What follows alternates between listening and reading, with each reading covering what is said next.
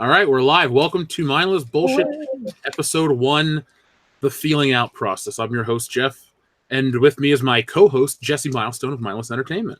What's up? I'm me. This is a thing. So this is a thing that I think people just assume I'm being narcissistic all the time when I say that, but that was actually one of the reasons I chose Mindless Entertainment as the name. It's because the acronym is me. I know. Your audience may not know. Most of these people are your audience. Not all of them. Jesse's hair is not one of my regular listeners. Jesse's hair is one of mine, but I see a lot of names I don't recognize. And there's only so much overlap. If there was 100% overlap of my people to your people, you still have a lot more people than I have. So odds are there will be strangers. Okay, fair enough. Hopefully my people become your people. That would be nice. We'll form alliance and merge kingdoms. So we were hanging out in Columbus, and we did a Spider-Man live stream talking about Spider-Man Far From Home, and it was a big success. So a lot of people said that we should continue this, and now we're going to. So here you go, folks. This will be a weekly thing at this time, Wednesday, 6 p.m. Eastern Standard Time, 3 p.m. Pacific. And I think our friend Star Wars for Life made a poster that put it all in military time if you're one of those people. So, Jesse, how are we going to start tonight's show? Or this afternoon show? It's not nighttime anywhere in America.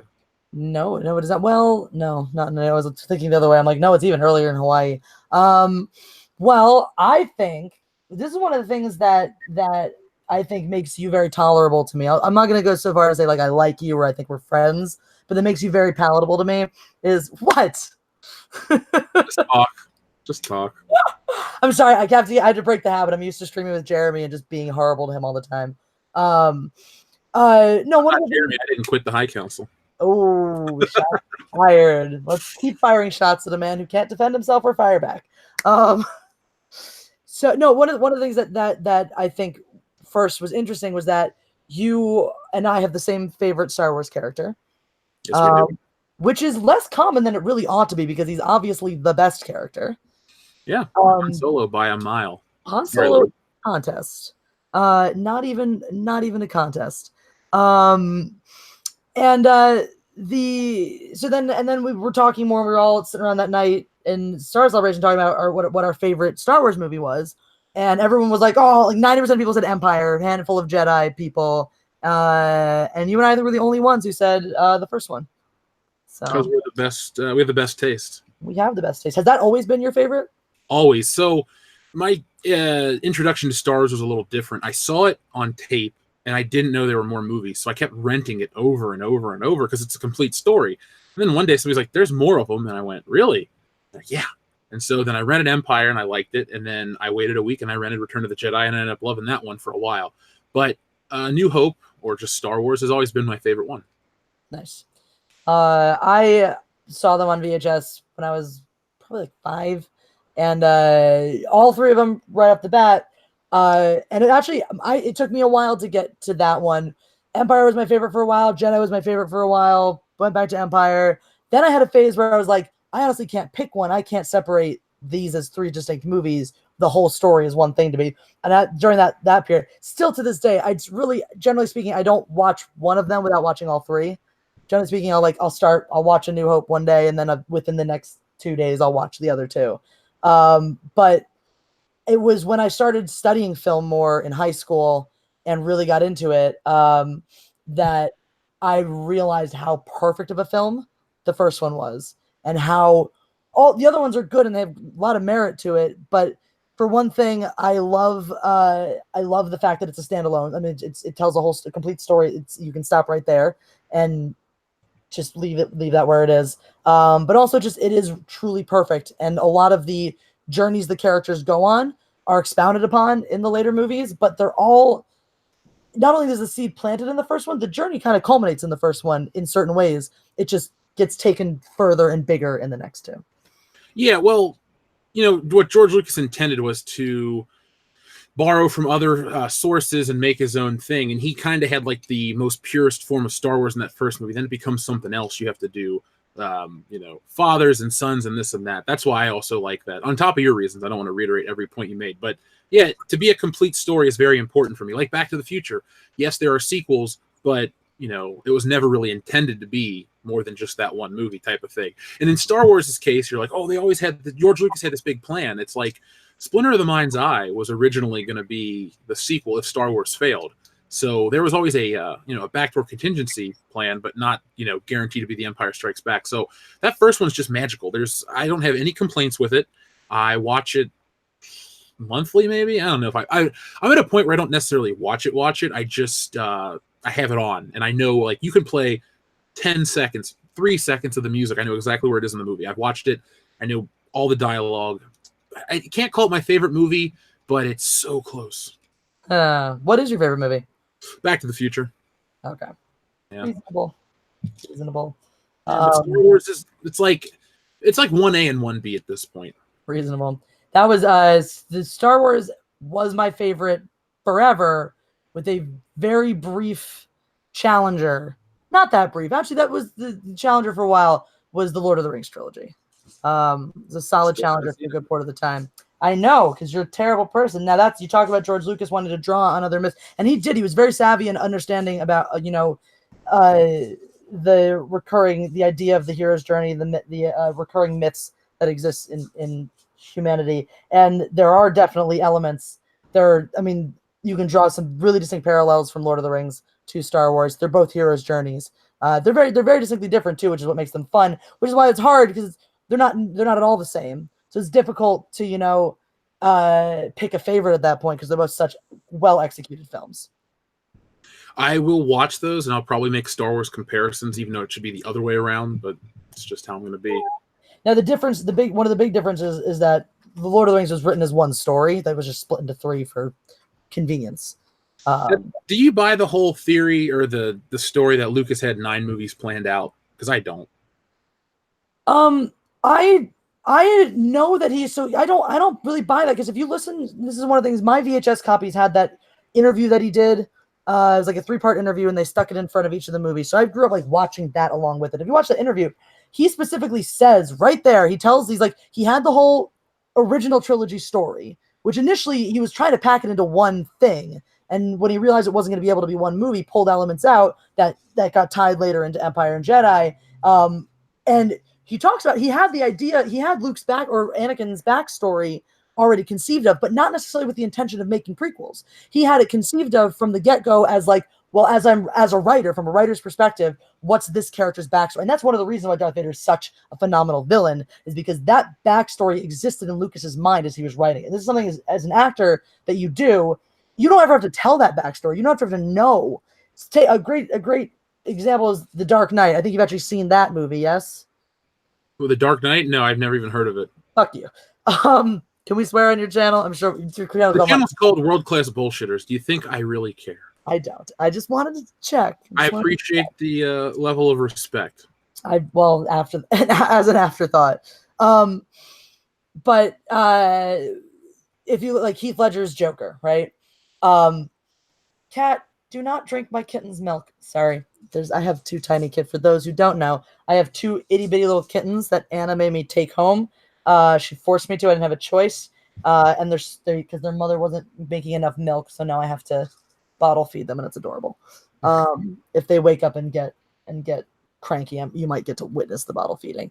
Anyway, so Heath Ledger, you never learn what the real backstory is for that Joker, that iteration of the Joker. I guarantee you, though, he knew what it was, which is probably one of the reasons it fucked him up so much, because he had to go in that psychological journey and live that and own that. And because it's part of his process, that's not something he's sharing with the world or dealing with anywhere else. It's another thing too, where like, it's kind of a weird thing to talk about. Hey, I'm having these nightmares because of this backstory I cooked up for my character. It's a little bit weird, but anyway. So I get what you're saying. Back to the original point is, Lucas talked about having the idea for the prequels from the get-go, but not as the prequels, just as the backstory to his characters, which is one of the things that breathes so much life into them. Okay. Yes. So back to A New Hope. That actually, one of the ways I got super deep into that, or really, really picked it apart from a filmic level, was for an essay I wrote as like as part of my senior work in high school. doing a direct character comparison of Han Solo and Malcolm Reynolds. Malcolm Reynolds is the captain from Firefly. Never heard of that show. Fuck you. I know you've heard of it. Yeah, I've never watched it. Mentioned at least 12 different times how disappointed I am that you haven't ever seen it. Probably never will either. I am going to Clockwork Orange you on that one. No. You've seen Clockwork Orange, right? Yes. You're not going to be able to hold my eyes open. I know. Okay. Well, I could just like gang rape you and beat you with an umbrella. That's not an umbrella. I don't think you have a statue of a dick, but that's why I went with umbrella. Anyway, yeah, no, it's this is why I'm so surprised you haven't seen Firefly. Is Malcolm Reynolds? This is like if Han Solo had his own TV show. What is not appealing about that? What year did it come out? And I know it had one season and then disappeared. 2002. Okay. I just didn't watch a lot of TV in grade school. Maybe it was 2001 and then Serenity was 2006. I know it was 5 years apart. So it might be 2001 to 2000. I didn't watch it in grade school either. Watched that shit in high school. Because I had good friends who were like, hey, watch this. Actually, my friend stumbled upon it purely by accident and was like, why don't you watch this with me? And then my life was never the same. Everyone's telling you Firefly's good. I'm reading the chat right now, but Girthy Gamer SD said it's not Harrison Ford. I think that's the reason why I didn't watch it. It's Nathan Fillion, though. And you don't have as good of an excuse as I do, which is that, Harrison Ford is clearly sexier. So, but I don't think of him like that. Sorry. Very attractive. It's a whole brand new world. It was a fun part of growing up, being like, all of my heroes, everybody I wanted to be, I now also want to sleep with. Hence, narcissism. So, and I love Firefly so much that I've got little tiny Malcolm Reynolds right here. He's very grumpy that I just woke him up. And by grumpy, I mean he's going to go back to sleep in 5 seconds. And then little Jane Cobb is sitting back here.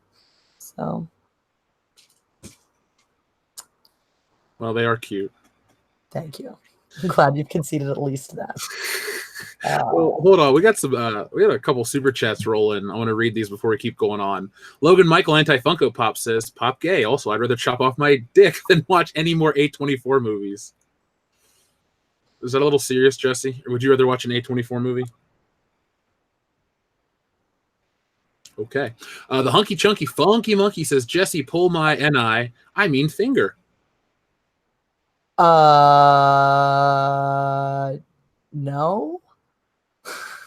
Just gonna go with no on that one. Shano Cyber 9 Avila, that's a name we haven't heard in a while. If you smell what the fandom menace is cooking. And then Logan Michael Anti-Funko Pop says, Jeff, I see what's in the background, and I don't like it. It's way better than Pops, but still gay. Well, sorry, dude. It's Miami Vice vinyl figures, and if it says Miami Vice on it, I'm going to buy it. Gregory Smart says, I like this format. Hello, Jesse and Jeff. Hello, Gregory. Hello, Gregory. Fosterwork says, with all that clutter, do you know where stuff are? I know where everything is. If I need it, I can find it. So it's like there's some Han Solo stuff up here. There's...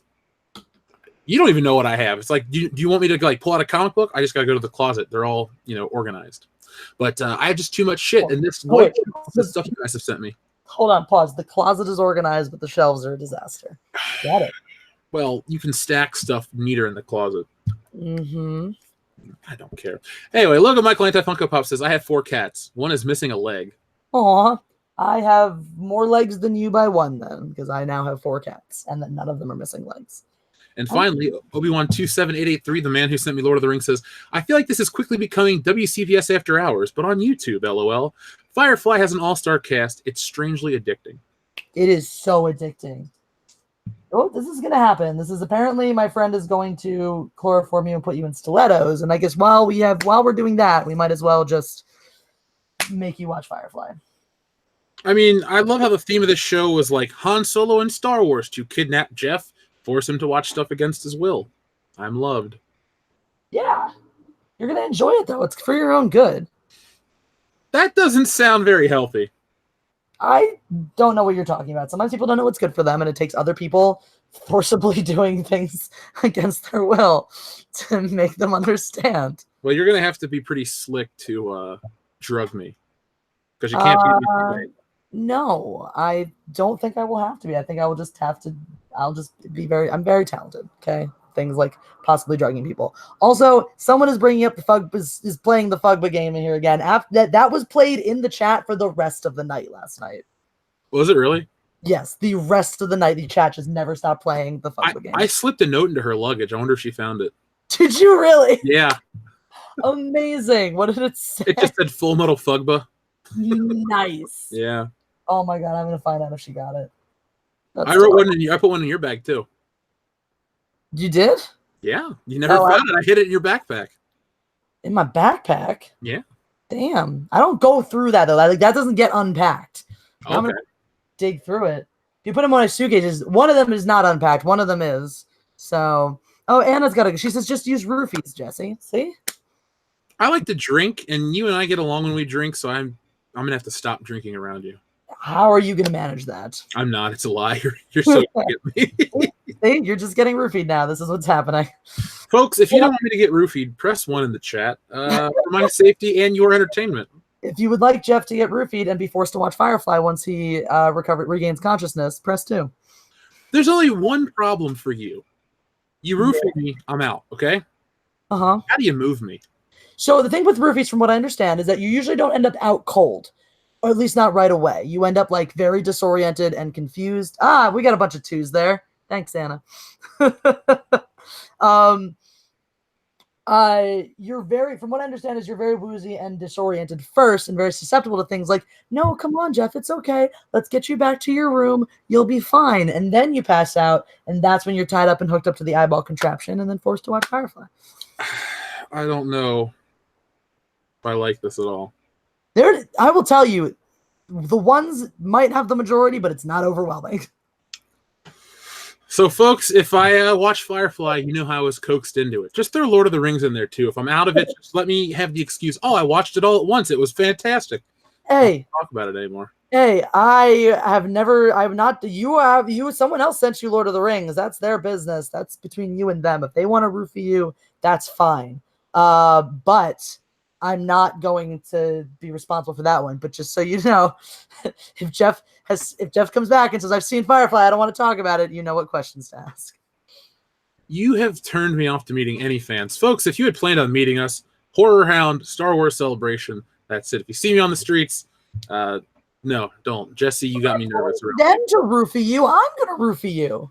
I don't try. People are they watch you on the internet. No. Internet, you're not allowed to roofie him because that'll take my fun away. What if you get to him first? Then he's never going to trust anyone ever again, and I'm going to lose my opportunity.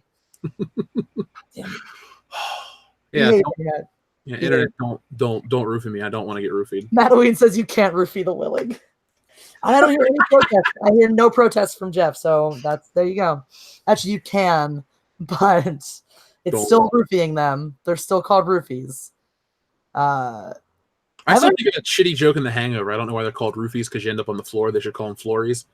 So every time you say that, I think of Black Doug and how it's offensive to call him Black Doug.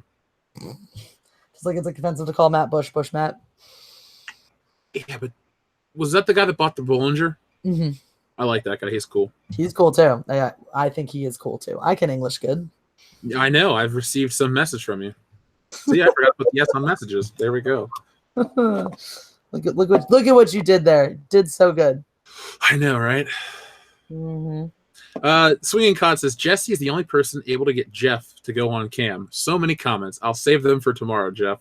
Well, Swinging Cod, thank you, and thank you for Mother. I wish I would have been on camera for that because I passed out from. Have you ever passed out from boredom? Yes. Watch Mother if you ever need a good nap. You'll just be like, out. That was Swinging Cod. I've been on camera before. I was actually, Ethan and I have an interview where I'm sitting there on camera. But there you go. Mattaween says, someday I will have 2 male cats, one solid black, one solid white, and they shall be named Crockett and Tubbs. Well, Mattaween, I approve of your naming because that is the best duo on TV. Do you have any thoughts on Miami Vice? It's fine. All right, cool. It's fine. As long as people aren't like, it's the worst show ever, because it's not. I don't have negative feelings about it. It's before our time. I just really like it. Okay, you're allowed. I won't stop you. Thank you. I'm allowed. The Rookie Critic gave $2. Thank you very much, Rookie Critic. Dr. Coffinail says Bad Bond 8, like a moth to a kill. So you got some of those last night. We got 7 last night. I don't remember what it was now. Something else with the word kill in it, though. So, Dr. Coffinails, I hope you go all the way to Bad Bond number 25, because that's going to be a lot of fun. Motorlicious says, are Lilo and Stitch, it's a tentacle hentai. So we have this game that we play on the podcast, I guess now all the time. It's an R-rated Disney film, and you have to pitch it. So we've had like R-rated Dumbo, R-rated Pocahontas, R-rated Lion King, and now we have R-rated Lilo and Stitch. I think that's the grossest one. What do you think? What's the concept for R-rated Lilo and Stitch? It's a tentacle hentai. That's upsetting. Yeah, it is. Why? Why would you do this? Blame Motorlicious. He listens to Blamed. Yeah. Let's see. Logan Michael Anti-Funko Pop says, I'm starting to hate the new Pennywise. Now, is it because you hate the movie, or you're mad that they made too many action figures of it? Because either way, you're justified. I don't like Alien toys because I feel like they're keeping me away from like Lethal Weapon action figures, so that's just my bias. But you're entitled to your opinion and your bias. And I hope Comic-Con gives you some cool stuff this week, because that's all I'm looking forward to is the toys. Geek Talk Society says, Jeff, you got to be on camera more often. How's life? Life is very good. I'm busy, but I'm happy to be doing this. So I'll clean this up. This is a necessary evil, because look, this is the stuff I get from the P.O. box. It's like Frank Reynolds, or that's my deodorant, or these magazines. You get your deodorant from your P.O. box? Yes, I got my deodorant from my P.O. box. Salvador knows that I like Speed Stick, and he's like, Jeff, it's hot. I understand. It's that time of year. No, but the fun thing is, even in my rooms, this was my office, not my bedroom, it's crazy. I just have random shit that I can pull up like that. So you name it, I got. Oh, Dr. Coffinails will appreciate this. He used to do comics, and I have him right here. So I keep everything. I'm just, I'm very crowded right now. There's a reason my camera is facing a wall. Let's just put it that way. There is no open wall anywhere in this room. Back that way, which you can't see my arm anymore, there's another shelf full of P.O. box stuff. And then there's a printer and all kinds of shit. So I can't wait to move, because I need an office like the size of 2 bedrooms to do what I do for the channel. I'm going to need to move at some point, not just for all the stuff that I've been accruing, but like, the 4 cats I now own. Soon to be 12. No. Stopping at 4 for now. Stopping at 4. I still haven't told my parents. Not that it's any reason. This is the sway that good old parental guilt holds over you. They live on the other side of the goddamn country. They have no say in what I do with my life, nor do they have any. Do they contribute one way or the other to my cats? I'm still like, oh god, that's gonna be a whole conversation. But I got to do it, otherwise my mom's gonna find out by watching a live show. Earlier today, I was like, oh, I should do my Patreon update video for the month, because I'm way late on that. I usually try to do it close to the first of the month. And I was like, well, I can't, because one of the big updates is I now have 2 kittens. Let's see how cute my kittens are. I'm like, my mom is one of my patrons, and she watches all the videos. You're lucky. My mom doesn't watch shit of mine. Dude, I did a live stream in the car on my way up to see Anna up north. I know. Monday, and not everybody knows. It's not all about you, Jeff. This is my channel. Anyway, keep going. Tell the story. I don't want to tell anything. Anyway, she's on her way up to visit Anna, and apparently her mom saw it. And am I wrong? Do you want me to keep going? She texted me and she was like, Jesse, don't live stream when you're driving. Watch the road. Nah.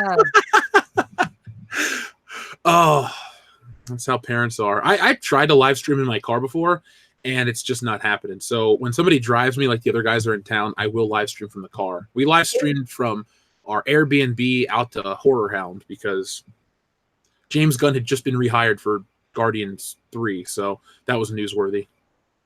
Fun times. Yeah. It was a great weekend. It was really weird. A 15-year-old kid and his mom came up to the table like, we watch your show all the time. And I'm like, oh. So it's kind of cool. Good times. If I have 15-year-old fans, they have not made themselves known to me. Well, I'm sure they're out there. You have a big audience too. Yes, I try not to think about any 15-year-old fans I may have. That's not true. I know one. I know at least one. I think she's 16. It's more the 15-year-old male fans I don't want to know about for obvious reasons. Fair enough. I don't put anything out on the internet that I regret, so I don't either. I do occasionally put things out on the internet that might be construed as corrupting a minor. I mean, not for me unless it's like, well, you made them hate Disney. It's like, well, Yeah. I just showed the facts. We have this thing in the fencing world called Safe Sport. This is actually a program instituted by the U.S. Olympic Committee. Because the thing that happens in sports is like children getting molested and stuff, and sexual harassment. So this is the program in place to report that and deal with that. I have been described more than once as a walking safe sport violation. Okay. Means that I am very likely to corrupt all of the minors or do things like swear loudly in front of children. Well, they can't stop you. That's just who you are.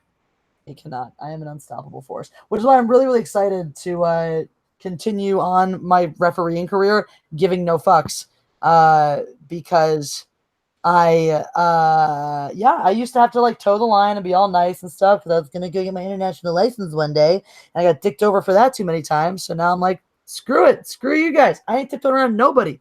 What are you gonna do to me? Kick me out? Great. I don't want to be here. I mean, like, do want to be there, that's why I'm there. But like, there are many. If I were to get evicted forcibly from the venue, I would just go drink and be happier. You would. I've been with you at one of those national tournaments drinking. It was fun. And I'm much happier when I'm drinking, added to a point. The best part for me was the fact that like I got to go to all the fencing things for free, like that birthday party, and the booze was free. Yeah, that was cool. Everyone kept buying me drinks. So oh yeah. I didn't even ask. I bought you the first round, and then you were going to get the second one, but that lady's like, I got you a beer. Here's another one for you. I was like, okay. Yeah, and then, that was nice. That was exciting. It was. It was Cindy, I think, got us the beers. She's a good lady. She was one of the few people that always said hey to me every time she saw me at the tournament. Aw, she's a doll. She's everyone's mom. That's how she operates. Obi-Wan27883 says, no need for any narcotics, Jeff. Free will or nothing. Come to the Fandom Menace barbecue. We should have one of those. We should. That would be awesome. Yeah, I mean, we have enough people that would want to come to a barbecue. You just pick some like random ass state in the middle of the country and be like, everybody come here. Barbecue. Missouri? Isn't that right in the middle? Kind of. I mean, Ohio, no. There's nothing here. Texas. Texas is a good place for a barbecue. Yeah, they have some of the best barbecue in the country, so I do enjoy it. We'll just go buy barbecue and we'll hang out. Nobody has to cook. They'll just stare at the barbecue. Who's going to stare at the barbecue? I'm going to eat it. Oh. So are you. Yeah, I definitely will. Cesare Japan has my favorite super chat so far. James Bond 25, License to Kill, a franchise. Aww. I don't know if it's going to kill it, but if they do not provide an amazing trailer, James Bond 25 is going to turn off a lot of people. Agreed. Okay. I'm in agreement with that. I haven't put out a video or anything on it yet, but I may. I have so many videos to make. I have this notebook that I keep notes in where I'm going to cover things. And oh, you keep notes in your notebook? I do. Yeah. I also keep little drawings of Batman for when I'm on commentaries and I'm taking timestamps. I just get bored and draw Batman. It's kind of like my, I don't know, way to kill time. So if you ever are talking to me and I'm not looking at the camera, I'm probably drawing Batman, which means I'm bored. It's great because you've definitely been looking down a bunch of times during this live stream. Excellent. Yeah, but my table's here and my other hand's here. I don't know. I just feel like first one and you're like, oh my god, this woman is terrible. Why did I agree to be friends? I know. I talking to you is just the worst. Such a drag. Such a drag. Modalicious says, R-rated Lady and the Tramps, Guillermo del Toro's retelling of Beauty and the Beast. Not available in North America. Music by Joe Satriani. Surfing with the Alien. So, what do you listen to normally? Like on YouTube? No, the music in general, like on your car ride down yesterday or the other day when you weren't streaming. So, what do I listen to in the car? Yeah. because like that's a very open-ended question. Like when I'm walking outside, I listen to the sounds of nature. When I'm in my house, I listen to the sounds of squeaking kittens. When I'm in my car, I usually just put my iPod on shuffle. Okay. Just That's wondering. I don't. That's like, I don't know. It's just not. It's not always entertaining to me to just listen to people talk. Right now, my goal for the summer is to check out a new album like every couple days. So, Oh, that's cool. yeah, I listened to the newest Black Keys album. I really, really liked it, and now I'll find something else to listen to. I listened to the whole thing today. Black Keys have always been like, nah, for me. From I Ohio, definitely so. can't do a new one every couple of days because if I find one I really like, I'll get stuck on that for like a week to 6 months, depending. I've listened to the same album all the time for like 3 years now, so I understand where you're coming from. Yeah, I'm pretty sure that once I discovered My Chemical Romance as a teenager, that was all I listened to for about 2 straight years. You were one of those kids. Oh my god, I was one of those kids. I was the one that that argued with you till I died that My Chemical Romance was not in fact emo, and that I was not in fact emo, and I just. When I was that age, I was really into punk music, so it doesn't seem like me, but I was like a Dead Kennedys fan, like you wouldn't believe. I mean, I don't know too much about your musical taste, so I could believe that. That's true. It's basically now it's just to underscore what I'm doing. I don't usually lay around and listen to music. I haven't done that in years. I don't have it on my house a lot. I've noticed. I've gotten really into silence. It's something that I've gotten much more comfortable with over the past several years. But whenever I'm driving, I usually have it on because I like to sing a lot, so I sing along to everything. But I was raised on classic rock, so I listened to classic rock until I was I didn't listen to anything made past the 70s until I was about 11, and then it was Avril Lavigne, and then it was Sum 41. Oh, didn't she marry that guy?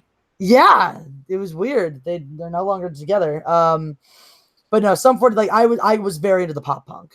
That was very much my thing.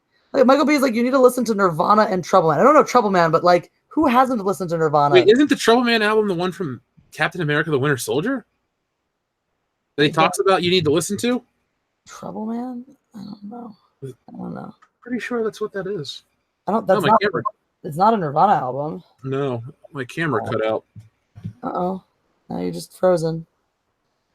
Can you hear me still? Yeah, I can hear you fine. You're just frozen. You know what? Unlike you don't have the superpower that me and Anna have, where whenever it freezes on the dumbest face ever. It's actually like a very reasonable looking face. What? Oh, mine is because I just see it a black screen. Yeah, no, you're just frozen here. I don't know what the rest of the world is saying when you talk, but no, I'm breaking everything. What is happening? I just broke. The one time I'm okay with it being on, it's not working. Of course. Okay. Of course. That's how life works. Well, now I can just take off my shoes and chill. Sit in a different position. Like I always do. Good. I guess you're not going to try to like, troubleshoot this or fix it at all? No, you're just giving up? I didn't turn it off, so it's going to happen.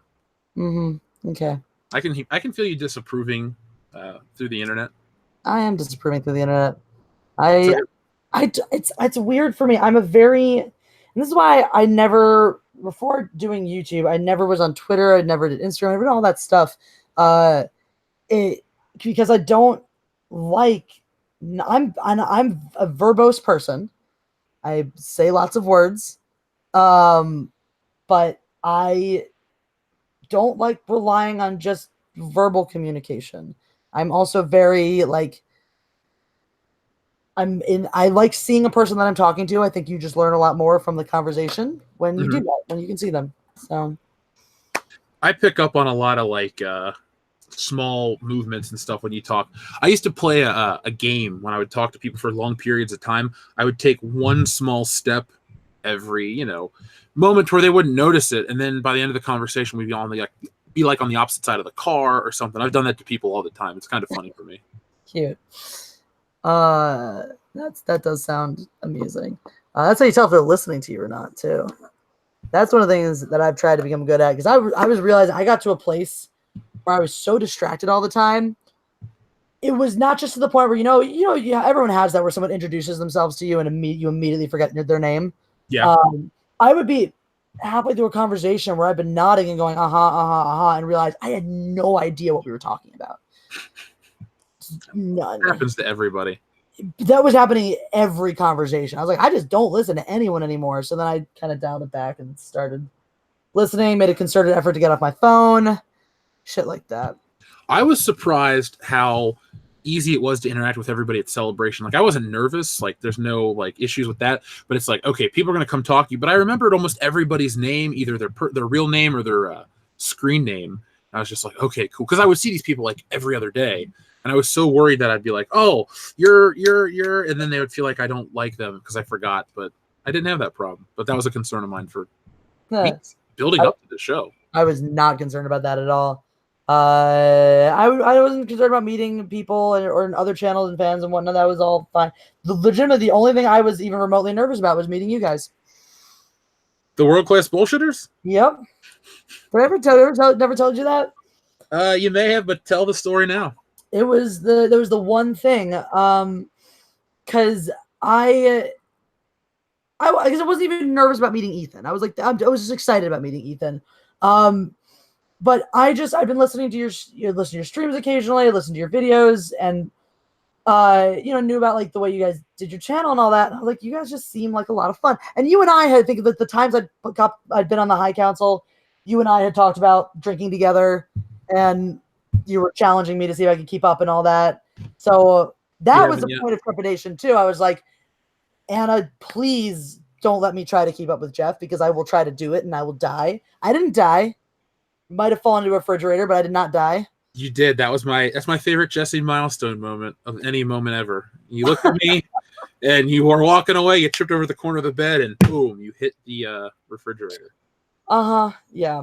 I'm glad that I've made no other positive impressions on you since then. Never. No, I did not trip over the refrigerator. I just fell. You face planted into the refrigerator. I not face plant. I fell backwards. No, you went forward because you had that big ass backpack on. No, I didn't. The backpack I had left at the restaurant. Oh, you did. I just remember we looked at each other. You're like, all right, goodbye. I'm like, see you later. And boom, you're down. Things happen. And then we tried to meet up the next day, and you're just like, yeah, I'm here. And then I was like, oh, I guess she's still hungover or something. And then we saw you at the bar. And the next day, because the next day was the episode 9 panel. And Anna and I were at the episode 9 panel. And I think I don't think we really hung around much after that. Because I think we were like trying to connect. And then we ended up, we both needed to go back to the hotel to like do some things and get some things before the hangout later. And then we both got back there and we were like, we're just going to lie down for a second and took like 3-hour naps. That was the best time not the best time, but like our hangout was just so fun. That was fun. I'm looking forward to next year's celebration. Like we're just going to have another hangout. I wish we could do more throughout the year, but folks, help us get 10 million subscribers each. And then, we'll be able to do that. Well, I'll be able to just meet up once a month somewhere, have a Fandom Menace little mini convention every month. That'd be a sweet job if that's all. The only thing you have to do is just fly to meet fans. That would be great. I would be down.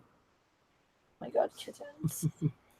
Let's see. Logan Michael Anti-Funko Pop says, did you get the Michael Myers figure? I lost the tracking number. Logan Michael, I've been extremely busy. I will go to the P.O. Box this week. I'm sure it's there. Maybe go tomorrow. And I need to edit that shit still. So like when I was hanging out with you, when you were at the tournament, it took me 3 hours to transfer all the files over from my phone because I record in like stupid high def. And then I need to sit down and edit these. So I promise I'll get it done, folks. I'm just bogged down. But thank you. That's what this office is full of, P.O. Box stuff. Gunnar Oli has a question about the P.O. Box stuff. He says, what happened to all the Ticos you got? Sad to hear Ethan threw his away. So I'm glad I didn't send any to him. Well, I have all my Rose Tico figures. I put them in a bigger box, and they're just there. I refuse to destroy toys or comic books. Maybe I'll destroy a toy for like a comedic joke, like the poor guy gutted. Other than that, though, I try to keep them. Jesse, would you like some Rose Tico figures? No. You sure? Yes. Okay. I already don't have enough space in my apartment for the things I like and want. Rose Tico figures so weirdly don't have a whole lot of appeal for me. I mean, I think I have 50 of them at this point. That's really upsetting. Yeah, My fans apparently like me. They don't send me Rose Tico. They just send me Jabba the Hutt. well, I got a guy who made me a custom Axel Foley action figure, so I'm happy. He gave me the one toy I want more than anything else. That's pretty cool. Yeah, I'll never forget. Thank you, Thunder Robots. You rock, dude. So I guess we should talk more about Star Wars because that's a thing. But let's talk a little bit more about Han Solo. Wait, I just noticed that you called this live stream the feeling out process. Yep. I thought you noticed that. I did not. That sounds hella gay, just so you know. Fine. What do you want me to change it to? Hella gay, the feeling out process? Mindless bullshit episode 1, hella gay. Yeah, pop gay. Logan Michael, a Funko Pop story. So, our boy Han Solo. What's your favorite Han Solo moment? So for me, it's I think it's maybe my favorite just general moment in Star Wars. It's the reversal. Well, I have a lot of favorite moments. I do really love. I can't pick just one. Okay. But one of my favorite things is the reversal, is his "I love you, I know," and then like that's fine on its own, but then the way it flips in Return of the Jedi, the fact that the first time he says "I love you" to her is because she pulls out a gun, and then she says "I know," and I think that maybe just my favorite Star Wars thing, maybe. But I also love the fact that the first line he says ever to introduce his character is just his own name. Not even "I'm Han Solo." He just gestures at himself and says Han Solo.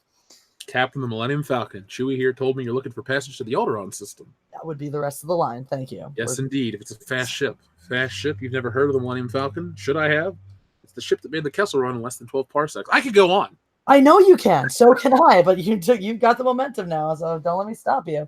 Thank you. Just quote back and forth. We'll just pick characters and just do the whole movie. Would that count as copyright if we just did a spoken word version? No, unless any individual lines are trademarked, or copyrighted. I don't think they could. We're just saying words in random orders, you know. We should try that. We should do like a radio broadcast version of that. We'll get a couple of people. We'll get Cecil to be C-3PO. Oh my God, yes, that'd be great. Whatchamacallit? One of my other favorites is just also after wonderful girl, either I'm gonna kill her, I'm beginning to like her, and then they have the moment of like the two of them, the Luke and Han moment, where why can't I words? The one where he picks up on the fact that Luke's got a crush, and so he's like, yeah, you think a princess and a guy like me? No. And he's just like, no. It's just, I love that moment because I love that. For me, is so classic. That would be a line that I wouldn't be surprised if that like to learn that was an improvised line. Because like 90% of Han Solo's of Harrison Ford's lines were, which was actually a great thing that Lucas did. And this is why directors are always so much better before they get like their heads full of hot air and shit. Is he had the humility back then to realize what his strengths and weaknesses were as a director. Writing, not his strength. So he was not precious about the words in the script. Casting for chemistry, definitely a strength. So he kind of was able to let the two of them, or let all three of them really play a little bit more. And it came through so well, because like that's one of the reasons why it's still shocked to this day that Harrison Ford doesn't like being Han Solo, because he was so naturally that character. It was so, and that was one of the things that made the movie great. I had an interview with one of the original editors of the Star Wars film once. It was a phone interview. It was incredible. It was Richard Chu. Oh, Richard Chu. Okay. Yeah. I still have his number in my phone. I've never used it again, but you know. And one of my favorite things that he said was just Mark Hamill is not especially impressive, and he wasn't. And Carrie Fisher was completely young and very talented. But like the chemistry between the three of them, and a lot of it was Harrison Ford, and I think had that maturity and that self-assuredness that just stepped so into the role that I think brought up everyone else in different ways. Well, I think Carrie Fisher was also, just very natural in that. And because of their comfortability and believability as these characters, I mean, imagine if Star Wars was a poorly acted film, none of the strides in special effects would have made a damn bit of difference. It would have been garbage. True. So, some of my thoughts. I changed the name for you. It's now Han Solo. Fuck it. Okay, acceptable. Yeah. For me, my favorite Solo moments probably. I do love the part where he when the stormtrooper goes, "It's them, blast him," and he shoots him, and he starts chasing after him. Yes, oh god, yes. Screams. Yeah, that is awesome. First one. There's the thing about like the old Star Wars compared to the new shit. The old ones are funny, but it's not forced. No. Like when he's chasing down the stormtroopers and then he goes to the hallway and they're all there and he's like, ah, and he just runs back the other way. That's funny. I laugh every single time. Like same here. I've seen that movie a million times. I laugh every fucking time. I never get tired of it. I used to, honestly, when I had it on tape as a kid, I used to watch it, rewind it, and then keep watching it again. It's perfect. I love every minute of it. Yeah, there are some arbitrary changes with the special editions, but Yeah. That was actually one of the things that I didn't like about that Scene 38 reimagined. In fact, my least favorite thing about watching it, I had a lot of criticism. I'm not unhappy that someone made that. I mean, everyone's entitled to create fan material and play and do whatever they want.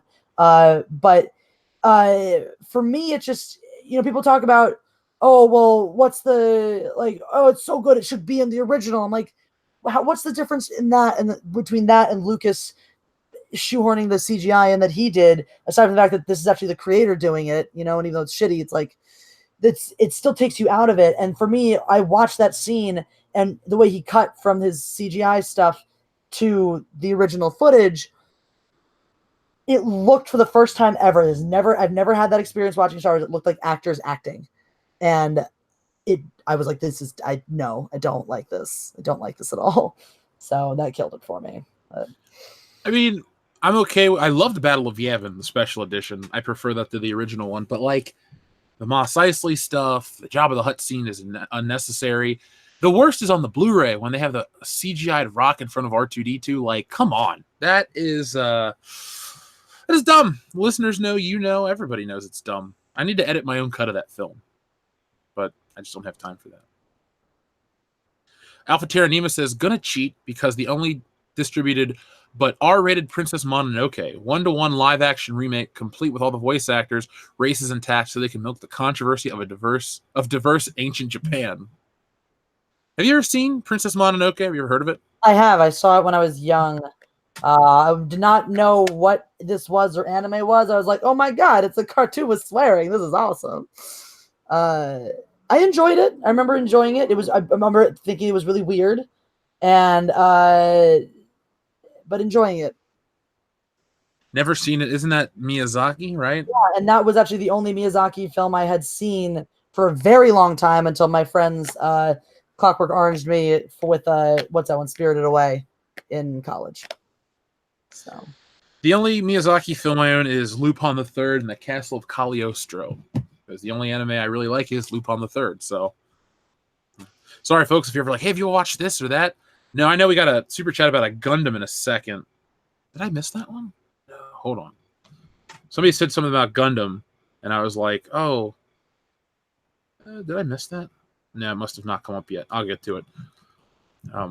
What are we going to... the Geek Talk Society wants to know, Jesse, what are we going to do when Hangouts are gone? Because the Geek Talk Society uses them. Cry. I know there's other options. I just don't know what they are. I'll help you guys out because one of the listeners, the Grand Inquisitor, I believe, has been emailing me on how to set up other platforms. And I figure if like you, me, Anna, everybody that's involved with the Fandom Menace, we figure out a new system, maybe we can actually that's the thing. I didn't even think about that part. It's like we're all on each other's streams all the time. Whatever we're gonna switch to, it's got to be the same thing. Yeah, because otherwise it's gonna be too crazy. Like, I've installed 8,000 new different encoding softwares, and I don't know which one to use when, and this one has a virus, and no, my computer's broken. And that pretty much sums up my entire knowledge of how computers work. So. Well, there's more than that, but good talk. Painkiller Studio says, I live in Missouri. I have barbecue here. Let's have a barbecue here. Yeah, Painkiller Studios, you're not too far from Kendo. Maybe if I ever visit Kendo, we'll come hang out with you. Kendo's going to visit me in October. Oh, nice. I'm going to be in Kansas City. We were hoping there would be a Chiefs game that weekend that we could go see, because we got to talk about getting our football stream back up. But yeah, so we were going to do that. But there's, of course, it's the week that the Chiefs are playing, like the one away game they have all month. Yeah, but he still said he'll drive up anyway, and we'll just get drunk and watch football. Kendo's a good dude to get drunk and watch football with. I'm looking forward to it. Here's my question for you, Jeff. Will he have my back if I start a bar fight? He will. He is. Here's the thing. You can't be on my pod. Well, it's our podcast. I don't want to sound possessive. You can't be on World Class Bullshitters if you're not, one, if you can't drink, two, if you have no conviction, and three, if you leave a man hanging. So, Kendo will have your back. We didn't we christen you the unofficial 5th official bullshitter, right? Yes, I was voted. I believe it was. I was told it was official. I don't know. Well, it was after you bought us that round of Kraken. So makes me a winner. It is. Now everyone knows. All you have to do to get in their good graces, buy a round of shots. Yeah, but you can't do like, what was it? Well Tequila that Mads or whatever bought us. Oh God, fucking Mads. Yeah, it was shitty. Well.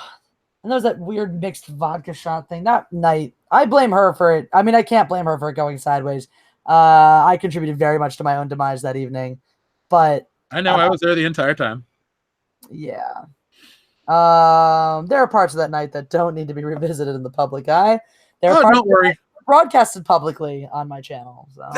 Oh my God, I remember the stream. Yes. I don't remember the stream. Did I ever send you the video I have of it? What? Did I ever send you the video I have of it? No. Did I ever send you the picture? I don't know if I was streaming then. I imagine that's why. I will send you the video off air because it has copywritten music in it. But you'll get a good laugh. Oh boy. Delightful. That was a night. That was a night. It happened.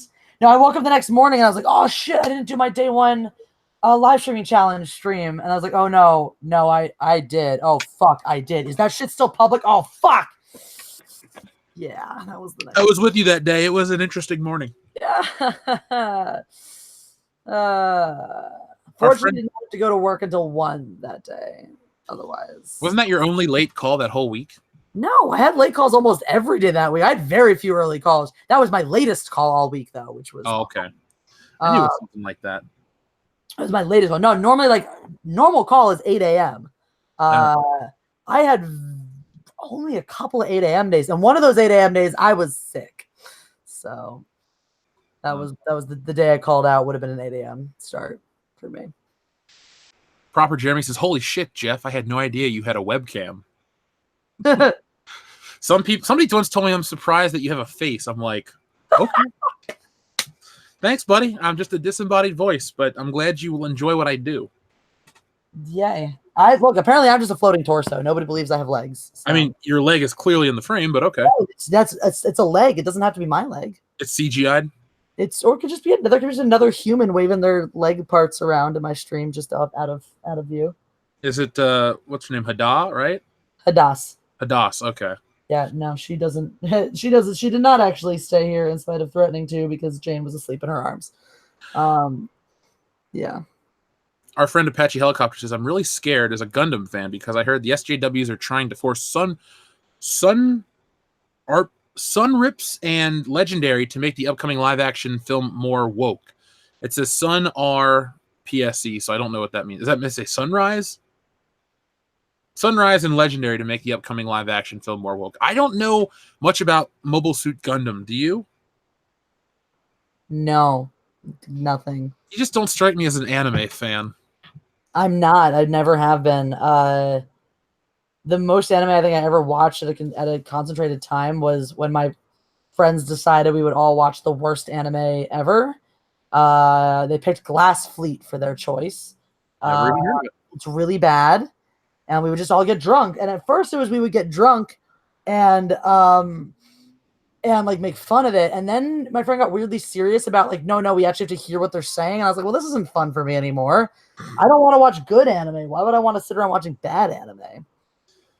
The only thing I like about anime, like all of it, is just the artistry of the animation. And so I appreciate it, but I don't know. Yay, Japan. Laura Ryan stole my fanfiction story, says Jeff. What is all that behind you? Movies, comics, Green Heart. Okay, so what you guys saw in frame was my Blu-ray shelf and my Beverly Hills Cop shelf. Above that would have been all my, some of the collection of toys. And the shelf next to that was the James Bond shelf. So you just saw a hodgepodge of stuff. You name it, it's probably there. There's an Incredible Crash dummy. There's a glass tumbler of The Rock. There's a snow speeder from The Empire Strikes Back. A banana action figure from Beverly Hills Cop. It's all there. So there you go, Laura. Can I tell you something that's going to make you sad? Yeah. Never seen Beverly Hills Cop. Oh. See, I would love to say, oh, you got to watch it, but I don't think you'd care. I might. You don't know that. You don't know my life. Well, next time we hang out at Star Wars Celebration, I don't even have to. I keep a copy of it on my phone at all times. So okay, it's like more than a year from now. I guarantee you forget by then. I never forget about Beverly Hills Cop. Okay, all right, calm down. Jeez. That was one thing with the anime stuff. When I grew up, that was the time everyone was like a super Japanophile. They were all like, "Oh my god, anime! And I want to go to Japan and eat sushi." And I didn't even like sushi until I got older. I didn't care about Japan. I didn't like anime. So I was like, all right, fun, guys. I took Chinese in college instead. I like Chinese food better anyway. I like Chinese food as well, but I do enjoy sushi. I actually had a craving for sushi, or isn't ramen Japanese as well? Yeah. I had a craving for both of those. I didn't have good ramen until I moved out here, though. So that was never like a huge thing for me. I had it in New York back in April, and it was fantastic. I'm obsessed with wonton soup. That's all. Actually, that was the thing. I left Columbus. I was like, fuck. The one thing I didn't do was find like a cheap Chinese restaurant, because East Coast Chinese food and West Coast Chinese food are totally different. On the West Coast, they like to make wonton broths with zero flavor, crappy wonton wrappers, and fill it with vegetables. Didn't you say there's like broccoli in one of them or something? They put fucking just tons of vegetables. Wonton soup should be broth and wontons. Maybe a few green onions sliced up. Maybe a little bit of pieces of pork. That's it. End. None of this vegetable bullshit. Well, shit, the next time I see you will be in California, so I can't get good Chinese food out there. Nope. I can get good Mexican food, though. Yeah, that is, and actually that's one thing, as I go around for these tournaments, people are always like, oh, you guys want to get Mexican tonight? And I'm like, no, I will not. Things I will not eat in a landlocked state, or things I will not eat outside of Southern California, Mexican food. Things I want to eat in a landlocked state, sushi. People are always like, oh my God, we're in Milwaukee, let's get sushi. And I'm like, no, let's not. Because they're, exclusive. Mm-hmm. Modalicious says, R-rated Jungle Book. Brie Larson saves India from dysentery. Music by Heart. Oh, God. Have you heard about the Brie Larson, that Basmati Blues or whatever? No, I saw something. Jeremy had a title of like, Brie Larson, racist movie. And I was like, I could watch this, but then I have to hear Jeremy's voice. Woo. Like I said, I text you every day because he calls me all the time. So, and he's always coming at you with another video. I hate when you do that. The people are going to be like, they hate Jeremy secretly. They're making fun of him. I'm like, no. No, we love Jeremy. We just also love making fun of him. He can watch this stream. Yeah, he can watch it whenever he wants. We made fun of him on the last time we did a stream, too. Oh, did we? Yeah, we did. I was drunk up on the stream in Columbus. I was also drunk on that stream. The funny thing is, we were at Kroger together, and you're like, oh, don't get too much booze. We're only going to drink a little bit tonight, and then tomorrow we'll get more. And we drank way more than we had planned to before we went anywhere else. And, we got to go to that restaurant where all the children were like, hi, Jesse. And I was like, nah, don't talk to me. That was weird because it was you, me, and your friend. And I was swimming through dinner. Oh, my God. We made it, though. Proud of us. We did. That was that our greatest achievement? Maybe I might have been. Though you almost party fouled later because when I got up the next day, we had taken out another round of beers. I had finished mine. Yours was not open. If yours had been open and unfinished, it would have been very disappointing. Well, that room was cold enough that I would have just drank it. So that was the other room. That was not a terribly cold room. So the entire reason I was like, I can't be in this room anymore because Fugba's gonna make it fucking Arctic in there. Arctic Fugba. Arctic Fugba. Sounds like a G.I. Joe toy. She'd make a good toy. Oh my god, somebody needs to design Fugba action figures. I could do it, and I could do the cover art for the blister card. You legitimately we need to like make a series of we need to make the Citizen Fugba and the Full Metal Fugba t-shirts. And sell them on your crypto, not crypto. Yeah, it's crypto fashion, right? I do Teespring. Oh, Teespring, okay. Yeah. Sell them on Teespring. That would be excellent. That would be so great. I would laugh so hard if people bought them. I'd be really excited if people bought them. I'd buy them. But it doesn't cost me anything to put them up there. So, you know, if anybody who's talented at drawing, and Jeff wants to tackle that project, did you show your fans, we showed on the live stream the picture that I drew, that we all know my drawing. I have it right here in the office. I told you I'd frame it. I haven't framed it yet, but it's still sitting here just out in the open. When's your birthday? I'll buy you a picture frame. My birthday is in October, so you can mail me a picture frame in October. Or you can just send me, like, I don't know, a coupon to Hobby Lobby, and I'll buy it. Pay the difference. Reasonable. Doesn't Hobby Lobby hate women or something like that? I don't know. It's just closer to my house than Michael's Crafts. Make it Michael's Crafts. I don't care. There's a thing called Amazon. I can just send it straight to you, or your P.O. box if you don't want me to know where you live. Yeah, because I'm afraid that you're going to figure out where I live. And, well, I mean, I did offer to review you earlier this stream, so. That would be really weird. I wake up tomorrow. You're like, hey, it's actually Saturday. We've been out a bunch. And you're just standing over me like, what are you doing in my house? And you've seen all of Firefly 3 times. Yeah. And Christina Hendricks was in the movie. Woo. No, she's in an episode. I knew she was involved with it somehow. 2 episodes. Because I told you. No, I just like Christina Hendricks. Did you already knew she was in that? Because I remember coming up when you're like, oh, Christina Hendricks. And I was like, well, she's in Firefly. I knew about it. You just still just all these good reasons to see it. And you're just like, no. Fine. We'll skip Celebration for a day and watch Firefly. It's like a year and change from now. We might not even be friends that far from now. Yeah. Well, at least we'll be friends till the end of the stream, hopefully. I don't know if that's a guarantee. Yeah, me neither. People listen to this like, why would you want to deal with her? She wants to drug you and force you to watch bullshit. You know. Not bullshit. Excellent things. Wonderful things. Thank you very much. Are you on fire? Yes. I am constantly on fire. Okay. Do you remember back when, like, on Facebook before you had all the pages, you could just be a fan of random things? Yeah. I was a fan of not being on fire. It's got to be so hot. I think that was an excellent choice that I made. Yeah, I'd be a fan of that too if it was still an option. It would be. It's a good thing to be fan. Maybe I'll just make a fan page for not being on fire. This page is for everybody who really enjoys the act of not being combusted at every moment. I'll join it. We'll just send each other fire memes all the time. That'd be great. We'll just post pictures entirely of people who are on fire. You're like, aren't you glad you're not that guy?